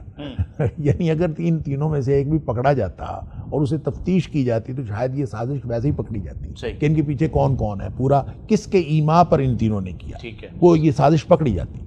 لیکن حضرت عثمان غنی عمر فاروق رضی اللہ تعالیٰ، چونکہ اس وقت زخمی حالت میں پڑے ہوئے تھے، انہوں نے کہا کہ عبید اللہ بن عمر کو جو ہے وہ کوئی پاکستان کے معاملات کی طرح تو نہیں تھا جس کو مرضی پکڑو اور مارو جو مرضی کرو. وہاں پہ تو ایک شرعی قانون نافذ تھا. لہذا عبید اللہ بن عمر بھلے خلیفہ کا بیٹا ہے اور بھلے وہ مجرموں کو مار رہا ہے, لیکن پھر بھی اس کو جو ہے وہ ثبوت پیش کرنا پڑے گا. اس لیے عبید اللہ بن عمر گرفتار ہو گئے. گرفتار ہوئے ہیں اور حضرت عمر فاروق رضی اللہ تعالیٰ نے ایک فرمایا کہ اس کا فیصلہ جو ہے میرے بعد آنے والا خلیفہ کرے گا. اور عثمان غنی رضی اللہ تعالیٰ کے سامنے جو سب سے پہلا کیس پیش ہوا وہ یہ والا کیس تھا. ٹھیک ہے. اچھا, اب عثمان غنی رضی اللہ تعالیٰ اپنی اور طبیعت کے آدمی تھے. وہ انتہائی تحمل مزاج اور ہر چیز میں سلجو قسم کے آدمی تھے. انہوں نے یہ سوچا کہ وہ مرنے والے تو تینوں مر چکے ہیں, اور جنہوں نے یعنی شہید کرنے والے جو قاتل ہیں تینوں, وہ تینوں اپنی موت مار چکے. اب عبید اللہ بن عمر نے ظاہر ہے کسی وجہ سے کیا تھا, اب اس کی تفتیش کرتے تو یہ کیس لمبا ہوتا. انہوں نے اپنی جیب سے دیت ادا کی اور جیب سے دیت ادا کر کے عبید اللہ بن عمر کو رہا کر دیا. ٹھیک ہے. اور یہ یوں معاملہ یہ ختم ہو گیا. اچھا, یہ معاملہ اگر اس کی تفتیش ہوتی تو کچھ نہ کچھ اسی وقت شاید پکڑا جاتا, اور جو اگلا سانحہ بغاوت کی صورت میں نکلا ہے شاید اس کے سامنے کوئی نہ کوئی بند باندھ لیا جاتا. ٹھیک ہے. نہیں ہو سکا. اس کے بعد 6 سال عثمان غنی رضی اللہ تعالیٰ کی حکومت کے بہترین گزرے. ٹھیک ہے. اس کے بعد تھوڑی تھوڑی گروپنگ شروع ہوئی ہے اور مختلف جگہوں پہ یہ عثمان غنی رضی اللہ تعالیٰ کے خلاف اعتراضات کی بھرمار, اور وہ جو درجن بھر اعتراضات ہیں اس کی ایک تفصیل ہے لمبی. میں اصل میں جو بات عرض کرنا چاہتا ہوں کہ ان کے یہ جو بغاوت ہوئی ہے, ابن سبا نے جو سبائی تحریک شروع کی ہے, ان کے مراکز تھے مختلف مقامات پر, اور مراکز انہوں نے رکھے ہیں مدینہ منورہ سے دور. ٹھیک. لہٰذا کوفہ, مصر اور دمشق ان کے مراکز تھے. اور دمشق کے اندر باوجود اس بات کے کہ حضرت امیر معاویہ رضی اللہ تعالیٰ ان کی حکومت تھی, لیکن یہ لوگ وہاں بھی موجود تھے, اور انہوں نے مدینے سے دور گویا اپنے مراکز رکھے. اور سب سے پہلی جو عملی بغاوت ہوئی ہے حضرت عثمان غنی رضی اللہ تعالیٰ کے خلاف, یعنی کوئی گروپ نکلا ہے, کوئی جتھا نکلا ہے حکومت کے خلاف, تو وہ کوفہ سے نکلا ہے 34 ہجری میں. یزید بن قیس کے نام کا ایک آدمی, وہ ایک جتھا لے کر وہاں سے نکلا ہے, اور بالآخر وہ راستے میں پکڑا گیا. اس وقت تک چونکہ حکومت مضبوط تھی, سارے معاملات تھے ہاتھ میں, وہ پکڑا گیا. جب پکڑے جانے کے بعد اس نے بہانہ جو ہے وہ کچھ اور بنا دیا. اس نے کہا کہ کوفے کا گورنر چینج کرنا چاہیے, اور ان کا بجائے اس کے کہ اس سازش کو بھی پکڑا جاتا اور ان کو وہ کس کے ایما پہ نکلے ہیں, کیوں نکلے ہیں, یہ تفتیش کی جاتی, بلکہ حضرت عثمان غنی رضی اللہ تعالیٰ نے ان کے کہنے پر کوفے کا گورنر چینج کر دیا. اچھا. ان کا مطالبہ مان لیا. اب یہ پھلتی پھولتی رہی ہے, تو گویا یہ ایک سازش تھی. اب میں تو اس کو یہی سمجھتا ہوں کہ اسلام کے خلاف سازشیں پہلے دن سے تھیں, اور وہ مختلف مقامات پر, مختلف مواقع پر اپنا سر اٹھاتی رہی ہیں. اور خاص طور پہ جب ہم اس سلسلے میں حضرت ابوبکر صدیق رضی اللہ عنہ کا دور دیکھتے ہیں, اور ایک دم اتنی سازشوں نے سر اٹھایا تھا, جہاں فتنہ ارتداد بھی تھا, مانعین زکوٰۃ بھی تھے, مختلف قسم کے لوگ مدینہ کی بستی کو تاخت و تاراج کرنے والے. اس میں خاص طور پر جو بڑی سلطنتیں تھیں وہ تو یہ انتظار کر رہی تھیں کہ اصل میں ہر نئی اٹھنے والی تحریک اپنے بانی مذہب کی وفات کے ساتھ ختم ہو جاتی ہے. ایسے ہی لوگوں کا خیال یہ تھا کہ اب نبی پاک صلی اللہ علیہ وسلم نہیں رہے تو اس کے بعد یہ ختم ہو جائے گی, یہ تحریک آئندہ چند سال بھی نہیں چل سکے گی, ختم ہو جائے گی. وہ ختم نہیں ہوئی, اور ادھر سے پھر ان کی سازشیں جو ہے بڑھتی چلی گئیں, اور بڑھتے بڑھتے پھر وہ بغاوت کی صورت اختیار کی. سبائی گروہ ان کو ایک ہتھیار کے طور پر ملا, اور اس کے ذریعے سے پھر انہوں نے بالآخر حضرت عثمان غنی رضی اللہ تعالیٰ کی گھر کا محاصرہ بھی کیا. اور وہ باقی جو فوری وجوہات بنی, وہ تفصیلات ہیں اس کی. دیکھیں اس میں آپ اگر فوری وجوہات کو بھی ایک ایک وجہ کو دیکھیں تو اس میں حقیقت کچھ بھی نہیں ہے. مثال کے طور پر درجن بھر جو اعتراضات کیے جاتے تھے حضرت عثمان غنی رضی اللہ تعالیٰ کے خلاف, ایک بھی اعتراض درست نہیں ہے. آج بھی اس کا جائزہ لے کے دیکھ لیں, اور ایک بھی اعتراض درست نہیں ہے. اور پھر حضرت وہ جو مروان والے خط کی بات جو ہوتی ہے کہ مروان نے خط لکھا تھا اور خط پکڑ کے وہ واپس آ گئے اور نعرے لگاتے ہوئے, بالکل فوری وجہ جو بنی, تو آج تک تاریخ کے کسی مورخ نے لکھ دیا ہو تو میرے علم میں نہیں ہے, شاید شیوخ کے علم میں ہو, کہ وہ خط پیش نہیں کیا گیا کہ یہ والا خط تھا.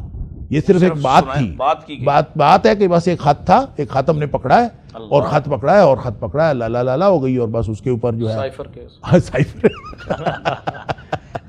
چلیں آپ سائفر کہہ لیں. میں تو نہیں کہتا تو مطلب وہ بات ایسی ہی تھی. وہ خط یہاں پاکستان کی تاریخ میں بھی بڑے خط مشہور ہوتے رہے ہیں, کبھی قطری خط مشہور ہو جاتا ہے, کبھی سائفر مشہور ہو جاتا ہے, کبھی کوئی سائفر تو سنا دریافت ہو گیا. اچھا, اب کہنے کی بات یہ ہے کہ یہ پھر اصل میں ایک سازش کا تسلسل ہے, اور اس سازش کا جو انہیں وہ بہانہ مل اس گیا کا جو یا بنا لیا انہوں نے. اصل ٹرننگ پوائنٹ جو ہے وہ عام طور پہ تاریخ میں کہا جاتا ہے کہ عثمان غنی رضی اللہ عنہ کی شہادت ٹرننگ پوائنٹ ہے تاریخ کا. حقیقت بات یہ ہے کہ ٹرننگ پوائنٹ تو تھا عمر فاروق رضی اللہ عنہ کی شہادت, لیکن عمر فاروق رضی اللہ عنہ کی شہادت کے بعد ان کا خیال تھا کہ شاید یہ ایک فرد کی وجہ سے سارے اتنے مضبوط ہیں, کیونکہ امت کی شخصیت ڈومینیٹ کر رہی تھی. لیکن نظم تو بن چکا ہے. جب ان کو عمر فاروق رضی اللہ عنہ کی شہادت کے بعد بھی سمجھ آئی کہ مسلمان تو ویسے ہی مضبوط ہیں, تو پھر انہوں نے ایک بغاوت, منظم بغاوت کی ہے, اور اس بغاوت کے نتیجے میں اس نظام کو ختم کرنے کے لیے, سسٹم کو, یعنی وہ ہمارے ایک دوست ہیں وہ کہتے ہیں کہ انہوں نے یہ سمجھ لیا تھا کہ مسلمانوں کے محل کی کنڈی کبھی باہر سے توڑی نہیں جا سکتی, اندر سے کھولی جا سکتی. لہذا انہوں نے یہ سوچ سمجھ کے پھر اندر لوگ شامل کیے, اور وہ اسلام کا لبادہ اوڑھ کر, اہل بیت کی محبت کا نام لے کر, نبی کریم صلی اللہ علیہ وسلم کے ساتھ محبت اور آپ کے ساتھ ایسی چیزیں شامل کر کے وہ پھر اس بنیاد پر کھڑے ہوئے ہیں, اور بالآخر انہوں نے عثمان غنی رضی اللہ عنہ کو شہید کیا, اور اس کے بعد تو پھر ایک شہادتوں کی لمبی لائن لگ گئی. مفتی صاحب, سیدنا علی رضی اللہ تعالیٰ, حضرت عثمان کی شہادت ہو جاتی ہے, خوفناک قسم کے حالات ہیں. وہ اس وقت مکہ میں ہیں اور وہ وہاں سے سفر کرتے ہیں, اور بالآخر ہم وہ درمیان والے کچھ واقعات کو اس لیے حذف کر رہے ہیں کہ وہ ہمارا اصل میں موضوع نہیں ہے. ہمارا مقصد تو یہ ہے کہ یہ جو سارا کچھ ہو رہا ہے, اور اسلام کی مضبوط نظام کو تاراج کرنے کی جو کوشش تھی, جو سازش تھی, اس کا سلسلہ آگے بڑھتا ہے. وہ افراد جو کل تک باغی تھے وہ حضرت علی رضی اللہ تعالیٰ عنہ کو فوراً ہی جا کے خلافت کی نہ صرف پیشکش بلکہ بیعت کرنے کی کوشش کرتے ہیں. اس پر ایک طرف تو یہ اعتراض ظاہر کیا جاتا ہے, دوسری طرف جو حضرت علی رضی اللہ عنہ کی محبت کا دعوے کرنے والے ہیں وہ حضرت عثمان رضی اللہ عنہ پہ شدید قسم کی تنقید, اور ان کے بارے میں جیسے ذکر بھی کیا ایک شخصیت کا کہ اس حد تک گزر گئے کہ وہ واقعات جو تاریخ میں بھی موجود نہیں ہیں وہ ان پر اعتراض گھڑ کر ان پر پیش کیا جانا یا ان کی توہین کا رستہ نکالنا, اس ساری فضا میں حضرت علی رضی اللہ عنہ نے ابتدا کی ہے. جیسا کہ غزوہ موتا میں 3 صحابی شہید ہوئے, تو سیدنا خالد بن ولید رضی اللہ تعالیٰ عنہ نے جھنڈا تھام لیا, اور اس کا مقصود اپنے آپ کو بڑا کرنا نہیں تھا, امت اور مسلمانوں کو بچانا مقصود تھا. ہم یہ سمجھتے ہیں کہ سیدنا علی المرتضیٰ رضی اللہ تعالیٰ عنہ کے پاس اگرچہ وہ باغی ہی آئے اور انہوں نے ہی اول اقدام کیا, لیکن سیدنا علی رضی اللہ تعالیٰ عنہ کا اس وقت خلافت کو لے لینا وہ یہی تھا کہ اگر فوری طور پر اس کو اچھے ہاتھوں میں محفوظ نہ کیا گیا تو ہو سکتا ہے کہ ان کے جو مذموم مقاصد ہیں وہ فوری سے پورے ہونے شروع ہو جائیں. تو سیدنا علی المرتضیٰ رضی اللہ تعالیٰ عنہ واقعتاً وہ چوتھے طور پر اہل بھی تھے, اور انہوں نے جو اس وقت خلافت کو سنبھالا وہ ان کی بہت بڑی سمجھداری اور دانائی بھی تھی, اور ان کا یہ سنبھالنا ان کا حق تھا. اس کے اوپر اعتراضات نہیں کیے جا سکتے, لیکن چونکہ وہ حالات اتنے بگڑ چکے تھے کہ ان کو سیدھا کرنا اور ان کو کنٹرول کرنا ایک بہت مشکل امر تھا اور بہت سخت ٹاسک تھا. تو سیدنا علی المرتضیٰ رضی اللہ تعالی عنہ نے اس کو کرنے کی کوشش کی اور کافی حد تک کامیاب بھی ہوئے, لیکن بہت سارے مسائل میں ان کو مشکلات کا سامنا بھی کرنا پڑا. ٹھیک ہے, آپ کا خیال ہے کہ یہ اس وقت ضرورت تھی وقت کی؟ ڈاکٹر صاحب آپ اس پر کوئی کمنٹ کر دیں کہ میں, چونکہ محسوس ہو رہا ہے مجھے کہ آپ کچھ کہنا چاہ رہے ہیں. مفتی صاحب نے بڑی صحیح بیلنس بات کی ہے کہ سیدنا علی کے پاس باغی آئے. بڑا بعض لوگ سیدنا علی کے جو ناقدین ہیں میں نے اسی لیے وہ یہ اعتراض کرتے ہیں جی یہ کیا بات ہوئی ہے کہ جنہوں نے سیدنا عثمان کو قتل کیا, ان کو شہید کیا, وہ جا کے بیعت کرتے ہیں. اور دیکھیں میں بتاتا ہوں, اول سیدنا علی نے انکار کیا تھا, انہوں نے کہا میں اسی سے بری ہوں, میں اسی سے باغی ہوں, مطلب میں اسی سے نہیں, مجھے میں لا تعلق میں نہیں کرنا چاہتا. وہ تو پھر سیدنا علی نے بیعت ان کی قبول کر لی اور سیدنا علی نے خلافت کو سنبھال لیا. یہاں پہ ایک میرا سوال ہے جو سیدنا علی کے اوپر اعتراض کرتے ہیں کہ سیدنا علی آگے بڑھ کے خلافت نہ سنبھالتے، وہاں پہ پیچھے ہٹ جاتے، نہ کرتے، پھر حل کیا کیا؟ حل کیا تھا؟ کوئی حل ہے؟ اگر سیدنا علی اس وقت خلافت نہ سنبھالتے تو انتشار کی وہ کیفیت پیدا ہو سکتی تھی کہ جس کی پھر ہم صرف داستان نہیں سنا کرتے. تو سیدنا علی کا فیصلہ بہت صائب تھا. ہی تو یا وہ اپنے کسی کو خلیفہ بنا لیتے جو ظاہری طور پر اسلام کا نام لینے والے تھے اور اس کی بیعت شروع ہو جاتی، تو پھر آپ کی وہ دوسری روایات کہ تمہارے اوپر حبشی غلام بن جائے جس کا سر منقے جیسا ہو، جو کوئی وہ اس کی اطاعت، تو اگر وہ ایسا سلسلہ شروع کر دیتے تو وہاں پھر انکار کرنا بھی ایک بہت بڑا تباہی کا معاملہ تھا. تو یہ میں نے کہا نا انتشار کی کیفیت بنی. سیدنا علی نے بہترین فیصلہ کیا کہ اس وقت خلافت کو آگے بڑھ کر سنبھال لیا. ٹھیک ہو گیا. اب ہم اس مرحلے میں داخل ہو گئے ہیں کہ جس میں وہ فتنہ پھر اپنے عروج پہ پہنچا، جس میں جنگیں ہوئیں مسلمانوں کی، جو اب تک بچتے آ رہے تھے سارے مسلمان آپس میں کسی بھی حوالے سے. اب وہ ماحول گرم ہوا اور پھر ان جنگوں سے گزرے مسلمان اور بہت نقصان ہوا، امت کا نقصان ہوا. میں اس پر ڈاکٹر صاحب سے یہ درخواست کرتا ہوں کہ اس حصے کا بھی آغاز آپ کیجئے کہ یہاں ہم نے کیا کیا نقصان اٹھایا ہے. ظاہر ہے محرکات اسباب تو ہمارے سامنے ہیں، جو آپ نے ذکر کیا اپنی گفتگو کے آخر میں کہ اب انہوں نے وہ جو اندر لوگ داخل کر دیے. اس سے پہلے وہ باہر سے حملہ ور ہو رہے تھے، باہر سے نقصان پہنچانے کی کوشش کر رہے تھے، لیکن حضرت عثمان رضی اللہ تعالیٰ کی شہادت کے بعد وہ اندر داخل ہوئے کہ حضرت علی رضی اللہ عنہ کے پاس اوورال مدینہ کے لوگ آئے ہیں اور وہ بھی ساتھ تھے. لیکن چونکہ یہ لوگ اس وقت بہت نمایاں تھے اور یہ انقلابی ایک تحریک کا ایک پیش خیمہ بنے ہوئے تھے، تو اس وجہ سے زیادہ ان کا نام لیا جاتا ہے اور حضرت علی رضی اللہ عنہ پہ یہ اعتراض کیا. لیکن ہم اس سے آگے بڑھتے ہیں. کیا اسباب ہوئے اس ساری صورتحال جو جنگیں ہوئی ہیں اس میں اندر داخل ہونے کے بعد؟ ڈاکٹر صاحب جو آپ ذکر کرتے ہیں کہ اس حد تک وہ اندر تھے کہ ادھر سے اگر دمشق سے ایک لیٹر یا ایک خط آتا ہے تو وہ بھی ان کی نظر میں ہے، اور ادھر حضرت علی رضی اللہ عنہ کے خیمے میں پہنچتا ہے تو وہ بھی ان کی نظر میں ہے. وہ کیا فیصلہ کر رہے ہیں، اس پہ کیا مشاورت کر رہے ہیں، اس قدر کلوز کیسے ہوئے؟ دیکھیں، میں نے پہلے عرض کیا ہے کہ جو حضرت حسین رضی اللہ تعالیٰ کی شہادت ہے نا، یہ نہ تو تاریخ کا ٹرننگ پوائنٹ ہے اور نہ ہی یہ پہلا واقعہ ہے. ٹھیک ہے. یہ اگر ہم ٹرننگ پوائنٹ تاریخ کا، ہسٹری کا جس کو کہتے ہیں، جس کے بعد تاریخ بدل گئی، جی، تو وہ ٹرننگ پوائنٹ کہیں تو وہ اصل میں واقعہ شہادت عثمانی ہے. ٹھیک ہے. حضرت عمر فاروق رضی اللہ تعالیٰ عنہ کے خلاف آپ کی شہادت بھی ایک سازش تھی، لیکن اس وقت وہ انتشار پیدا نہیں ہوا جو انتشار عثمان غنی رضی اللہ تعالیٰ کی شہادت کے بعد پیدا ہوا. اس کے بعد مستقل امت جو ہے وہ ٹکڑوں میں بٹتی چلی گئی اور آج تک ان ٹکڑوں میں بٹی ہوئی ہے. ٹھیک. جو لوگ امت کا شیرازہ بکھیرنا چاہتے تھے اور جو اسلام کو اکٹھا ایک متحد قوت دیکھ کر جو جلتے تھے، جن کو اس بات کی تکلیف تھی، ان لوگوں نے اپنی پلاننگ کی تھی. انہی میں سے ہمیں سامنے ایک سبائی گروہ آتا ہے، اس کی پوری تفصیلات تاریخ کے اندر بھری پڑی ہیں، وہ دیکھی جا سکتی ہیں. پھر جب حضرت عثمان غنی رضی اللہ عنہ شہید ہو گئے ہیں اور علی مرتضیٰ رضی اللہ تعالیٰ عنہ نے خلافت سنبھال لی ہے، تو اب آپ یہ بتائیں کہ جو آپ کا سوال ہے کہ یہ ہر طرح کیسے یہ ہر طرف تھے. جی بالکل. یعنی جب حضرت امیر معاویہ رضی اللہ تعالیٰ عنہ اور حضرت علی رضی اللہ عنہ کی بات ہوتی ہے تو پھر تو یہ دونوں طرف تھے، بات سمجھ میں آتی ہے. حضرت علی رضی اللہ تعالیٰ عنہ جو ہیں، یہ آپ کو معلوم ہے کہ جب حضرت عثمان غنی رضی اللہ عنہ کی شہادت ہوئی ہے تو ذی الحج تھا، جی، اور لوگ حج کو گئے ہوئے تھے. ٹھیک ہے. اما عائشہ صدیقہ رضی اللہ تعالیٰ عنہ بھی حج کو گئی ہوئی تھی. جی جی ایسے ہی. اور یہ حضرت طلحہ، حضرت زبیر وہ بھی ادھر تھے. حضرت طلحہ تو یہاں سے گئے اور انہوں نے جا کے وہاں کے حالات بتائے. اب آپ یہ بتائیں کہ مدینہ پورے پہ قبضہ ہو باغیوں کا، اور جا کے یہ بتایا جائے حضرت عائشہ صدیقہ رضی اللہ تعالیٰ عنہ کو کہ مدینہ کے اوپر باغیوں کا قبضہ ہے، عثمان غنی رضی اللہ عنہ کو شہید کر دیا گیا ہے، باغیوں کا قبضہ ہے، کسی کے پاس اختیار نہیں ان کا مقابلہ کرنے کا. تو ایک امت کی خیر خواہ، امت کی ماں کیا کہے گی؟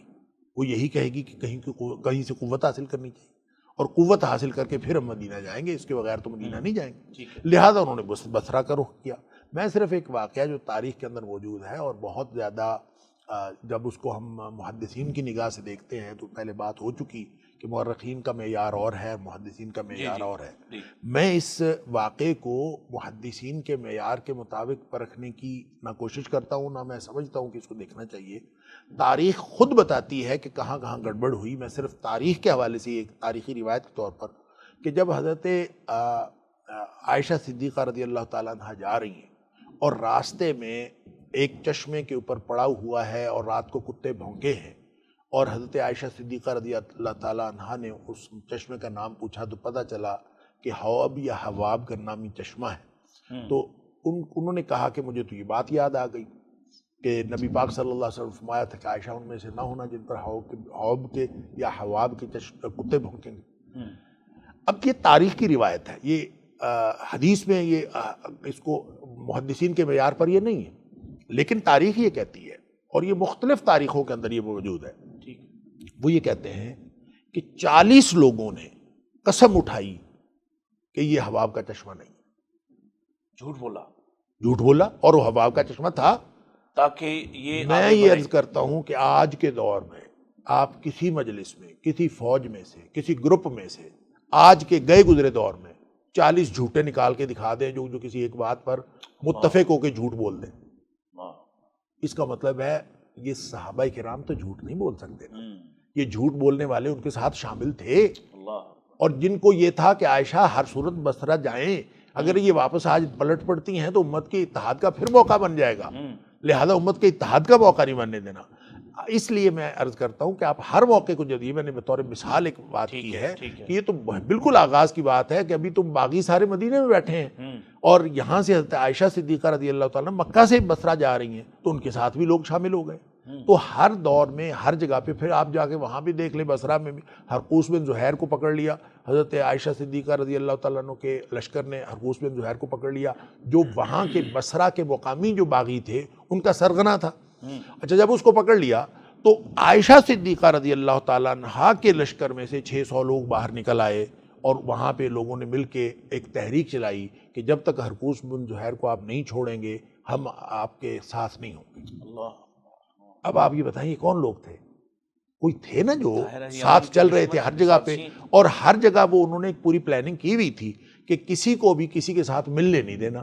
اور پھر یہ تو تاریخ ابن اسیر نے بالکل واضح لکھا ہے کہ جب جنگ جمل پہ جب حضرت علی رضی اللہ عنہ وہاں پہنچ گئے ہیں، صلح ہو گئی ہے، طے ہو گیا کہ کل ہم اپنے گھروں کو چلے جانا ہے، تو تاریخ ابن اسیر نے بڑا واضح انداز میں لکھا ہے کہ ان کی جب آپس میں میٹنگ ہوئی ہے تو انہوں نے آپس میں یہ کہا کہ اگر یہ صلح کرتے ہیں فعلات دمائنا، یہ تو ہمارے خون پر صلح ہو رہی ہے، ہماری گردنیں جائیں گی، ہاں ہماری گردنیں جائیں گی، لہٰذا یہ صلح نہیں ہونے دینی چاہیے۔ اور یہ تک کہہ دیا کہ اگر یہ صلح ہو جاتی ہے تو ہم علی کو بھی وہاں پہنچا دیں گے جہاں ہم نے عثمان کو پہنچایا ہے۔ اچھا، یہ آپ یہ بتائیں کہ یہ کون کہہ سکتا ہے؟ اور حالانکہ انہوں نے بیعت کی ہوئی ہے حضرت علی رضی اللہ عنہ، لہذا نہ یہ حضرت علی رضی اللہ تعالیٰ عنہ کے سچے کے ساتھی تھے، نہ یہ امیر معاویہ رضی اللہ عنہ کے ساتھی تھے، نہ حضرت عائشہ صدیقہ رضی اللہ تعالیٰ عنہ کے ساتھی تھے، یہ صرف اور صرف امت مسلمہ کے دشمن تھے۔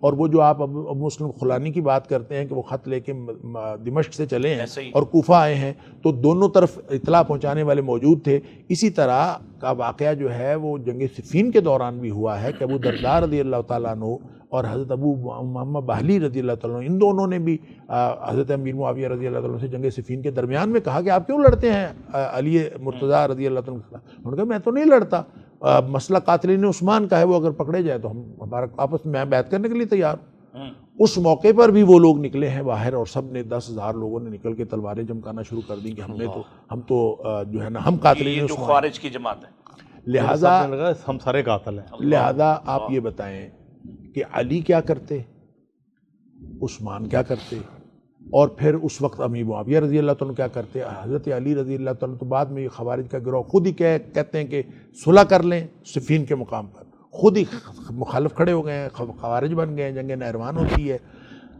اور حضرت علی رضی اللہ تعالیٰ جنگ نہروان میں خوارج کو شکست دینے کے بعد بھی اس قدر پریشان ہے، حالانکہ حضرت علی رضی اللہ تعالیٰ کا پروگرام تھا کہ جو ہے وہ فیصلہ کن جنگ کی جائے حضرت امیر معاویہ رضی اللہ تعالیٰ کے خلاف، لیکن انہی میں سے کچھ لوگ ہیں جو جنگ بھی فیصلہ کن نہیں کرنے دیتے اور لڑنے بھی نہیں دیتے، فیصلہ ہونے لگتا ہے فیصلہ ہونے لگتا ہے وہاں کوئی نہ کوئی مسئلہ کر دیتے۔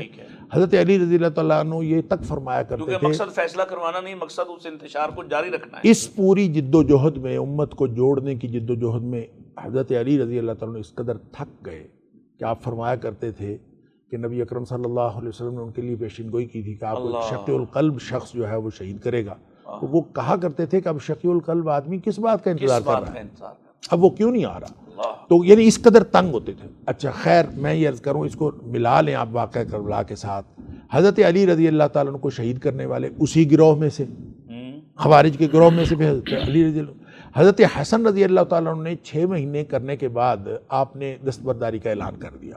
اور دستبرداری کا اعلان کیوں کیا وہ بھی ایک لمبی تفسیر ہے، تاریخ کے اندر موجود ہے کہ حضرت حسن رضی اللہ تعالیٰ عنہ نے بھی فیصلہ کن جنگ کا پروگرام بنا لیا تھا، اور جب وہ چل پڑے ہیں تو ان کے ہراول دستے کو خامخواہ جو ہے ان کو وہاں پہ اندر ہی اندر پریشانی کا سامنا کرنا پڑا. اور یہ تک اطلاعات پہ پہنچ گئیں کہ ہراول دستے کے اوپر حملہ کر دیا گیا ہے، وہ بندہ فلاں شہید ہو گیا، فلاں ایسا ہو گیا. ایک افراتفری سی کیفیت آپ کے خیمے میں، آپ نے جہاں پڑاؤ کیا ہوا تھا اس خیمے کے اندر اس قدر افراتفری اس خبر کی وجہ سے پھیلا دی گئی کہ حضرت حسن رضی اللہ تعالیٰ عنہ کے بیٹھے ہوئے جس قالین پہ بیٹھے ہوئے تھے قالین تک کھینچ لیا گیا. اور حضرت حسن حیران کہ یہ لوگ ہیں، میں ان کے ساتھ لڑوں گا جا کے.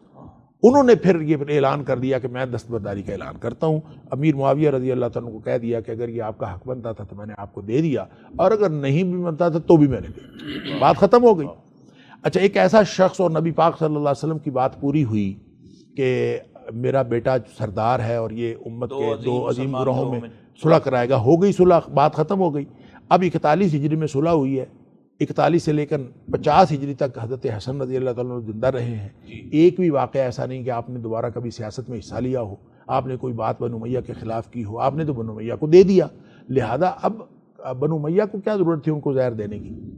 لہذا جس کو تکلیف تھی اس بات کی کہ امت کے اندر اتفاق کیوں ہوا ہے، انہوں نے ہی ان کو زہر دیا، اور ایک سے زیادہ دفعہ زہر دینے کی کوشش. اس کی نسبت جو ہے وہ مشہور کر دی حضرت معاویہ، وہ جو بھی مشہور کیا، لیکن یہ تو وجہ اشتعال ہونی چاہیے نا. آخر کس کو تکلیف تھی حضرت حسن رضی اللہ تعالیٰ عنہ کے ساتھ؟ ایک پرامن حکومت، اپنی حکومت کو کون تراش. پھر حضرت حسن رضی اللہ تعالیٰ عنہ نے جس وقت یہ خلافت میں آپ نے صلح کی ہے، یہ تاریخ آپ کو بتاتی ہے کہ وہاں پہ ایسے لوگ تھے جنہوں نے حضرت حسن رضی اللہ تعالیٰ عنہ کو یا عار المومنین کہا، یا مسود وجوہ المومنین کہا، اور ان کو برے برے القابات دیے. کیوں؟ ان کو تکلیف تھی، کیوں صلح ہوئی ہے. تو بالا مارا ان کے، یہ ران کے اوپر بالا مارا اور زخمی ہو گئے تھے. اچھا، یہ ساری جو تفصیلات ہیں یہ بتاتی ہیں کہ وہ جو موجود تھے ساتھ ہی لیکن صلح نہیں کرنے دیتے تھے. اور یہی وہ لوگ تھے جنہوں نے، یعنی عمر فاروق رضی اللہ تعالیٰ عنہ کی شہادت سے شروع ہو جائیں، عثمان غنی رضی اللہ تعالیٰ عنہ کو شہید کرنے والے بھی وہی لوگ ہیں، علی مرتضیٰ رضی اللہ تعالیٰ عنہ کو شہید کرنے والے وہی لوگ ہیں، حضرت حسن رضی اللہ تعالیٰ عنہ کو زہر دینے والے بھی وہی لوگ ہیں، اور پھر حضرت حسین رضی اللہ تعالیٰ عنہ کو کوفہ بلا کے ان کو شہید کرنے والے بھی وہی لوگ. ڈاکٹر صاحب وقت بڑا کم رہ گیا، لیکن آپ کو میں چاہ رہا ہوں کہ وہ تھوڑا سا ایک مختصر سا جائزہ جو آپ پیش کرتے ہیں کہ سیدنا حسین رضی اللہ تعالیٰ عنہ جا رہے ہیں کوفہ کی طرف، راستے میں خبریں ملتی ہیں، وہاں کے حالات پتہ چلتے ہیں، اپنے بھائی کی شہادت کا پتہ چلتا ہے.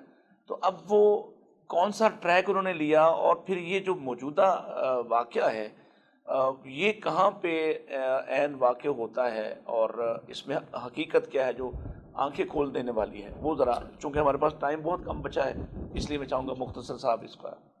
رسول اللہ صلی اللہ علیہ وسلم کا فرمان والمدینہ خیر لہم لو کانوا یعلمون.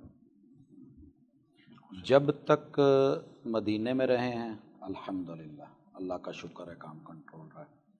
سیدنا علی المرتضیٰ ہوں، سیدہ عائشہ رضی اللہ تعالیٰ عنہ ہوں، دیگر ہوں، تو مین جگہ جو تھی نا جہاں پہ ان کو توڑا نہیں جا رہا تھا وہاں سے کام شروع ہوا. بلا لیے گئے مکہ. اب آگے کے حالات، وعدہ یہ تھا کہ آپ آئیں، ہم آپ کے ساتھ ہیں، ساری دنیا جانتی ہے، 60 لوگ ساتھ ہیں، چل رہے ہیں، چلا رہے ہیں، قدم بہ قدم، منزل بہ منزل. منزلیں تھیں اس وقت، ایک سے جا کر کے وہاں کاروان رکتے تھے. اب انسان کو جو ادراک ہوتا ہے نا اللہ تعالیٰ کی طرف سے، ظاہر ہے، اور رسول اللہ صلی اللہ علیہ وسلم کے نواسے ہیں. علی حیدر کرار جو آپ ابھی سن رہے تھے کہ وہ کہہ رہے تھے کہ کس چیز کی اب تاخیر ہے، اور بلانے والے ہی مارنے والے ہیں. ان کو صرف خارجی کہہ کے فارغ کر دیا جاتا ہے، تھے تو وہی کوفی تھے تو وہی صوبائی. اس کو کوفی اور صوبائی کیوں نہیں کہا جاتا؟ بالکل بالکل ٹھیک ہے نا جی.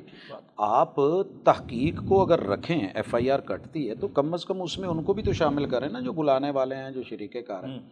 پھر ہوتا یہ ہے کہ اس پاکیزہ ہستی نے صورتحال دیکھ کے جو آخری بیانات دیے ہیں اپنی کتابوں میں موجود ہے، کسی بھی میرٹ کے اوپر پرکھ لیں کہ انہوں نے کس کو کہا ہے، کون میرے دشمن ہے، کیا ہے، اور پھر دیکھیے بالکل عین قادسیہ اور سامنے کوفہ، صحیح بات ہے، ایک جسر ہے نا، ایک دریا ہے، جی جی بالکل، اس کو کراس کریں اور کیوں 88 کلومیٹر نینوا تک چلے گئے؟ سر جی تاریخ سوال کرتی ہے، یہاں اس کو دبا دیا جاتا ہے، چھپا لیا جاتا ہے بات کو۔ اگر اس کو جغرافیائی طور پہ بھی دیکھیں، علمی سطح پہ بھی دیکھیں، تحقیق کی اساس پہ بھی دیکھیں، اور دشمن کی دشمنی کو بھانپنے پر بھی دیکھیں، تو سمجھ یہی آتی ہے جو اپنی کتابوں نے لکھ دیا کہ یار یہ بندے خیر خواہ نہیں ہیں اور نہ یہ خلافت چاہتے ہیں، یہ اصل میں آپس میں لڑا کے یا کسی بھی طرح جو انتشار چاہتے ہیں، یہاں جو ہے اہل بیت کے اصل دشمن ہے وہی ہوا۔ اگر اتنے ہی خیر خواہ تھے سر جی، سیدھی سی بات ہے، وہ سرحدوں پہ جانے کا کہہ رہے ہیں، اپنی کتابیں ٹھیک ہے نا جی، اسلامی اسلام تھا تو اسلامی سرحدیں تھیں، انہوں نے تینوں جو جی شرائط ہیں واپس جانے وہ دیں، امن والی ہیں، واپس جانے دیں۔ وہ سر نے جیسے ذکر کیا نا کہ ان کو تو اپنا ڈر تھا کہ ہم اس دماغ کے اوپر، خون کے اوپر ہمارا ہو رہا ہے، تو بات وہی تھی۔ اب تیسرا جو ہے یہ تو راستہ ہی کچھ اور لے گئے، 88 کلومیٹر آسان نہیں ہے سر جی۔ میں نے فیصلہ آباد آنا ہو اور میں سمندری سے آ رہا ہوں، میں وایا کوڑا والا نکل کر کے میں شیخو پورہ پہنچ گیا ہوں، تو کوئی چھوٹی بات تو نہیں ہے۔ تو اس کے اوپر بہرحال نہیں ہے، جو نتائج نکلے اور ہوئے، دشمن نے پلان کر لیا تھا اور جو چاہتے تھے آپ نے، ہم اس کو جس مرضی تناظر میں اور اینگل میں لے جائیں، بہرحال دشمن کی دشمنی اپنوں کے روپ میں اور ہاتھوں میں وہی خار چبھے جنہوں نے پھول ہونے کا اظہار کیا تھا۔ یہاں تک میں یہ دیکھتا ہوں کہ ایسے ہے، باقی آگے کوئی۔ بہت شکریہ، اجازت دیجیے انشاءاللہ اس رہنمائی کے ساتھ دوبارہ آپ کی خدمت میں حاضر ہوں گے۔ اللہ حافظ، السلام علیکم ورحمۃ اللہ وبرکاتہ۔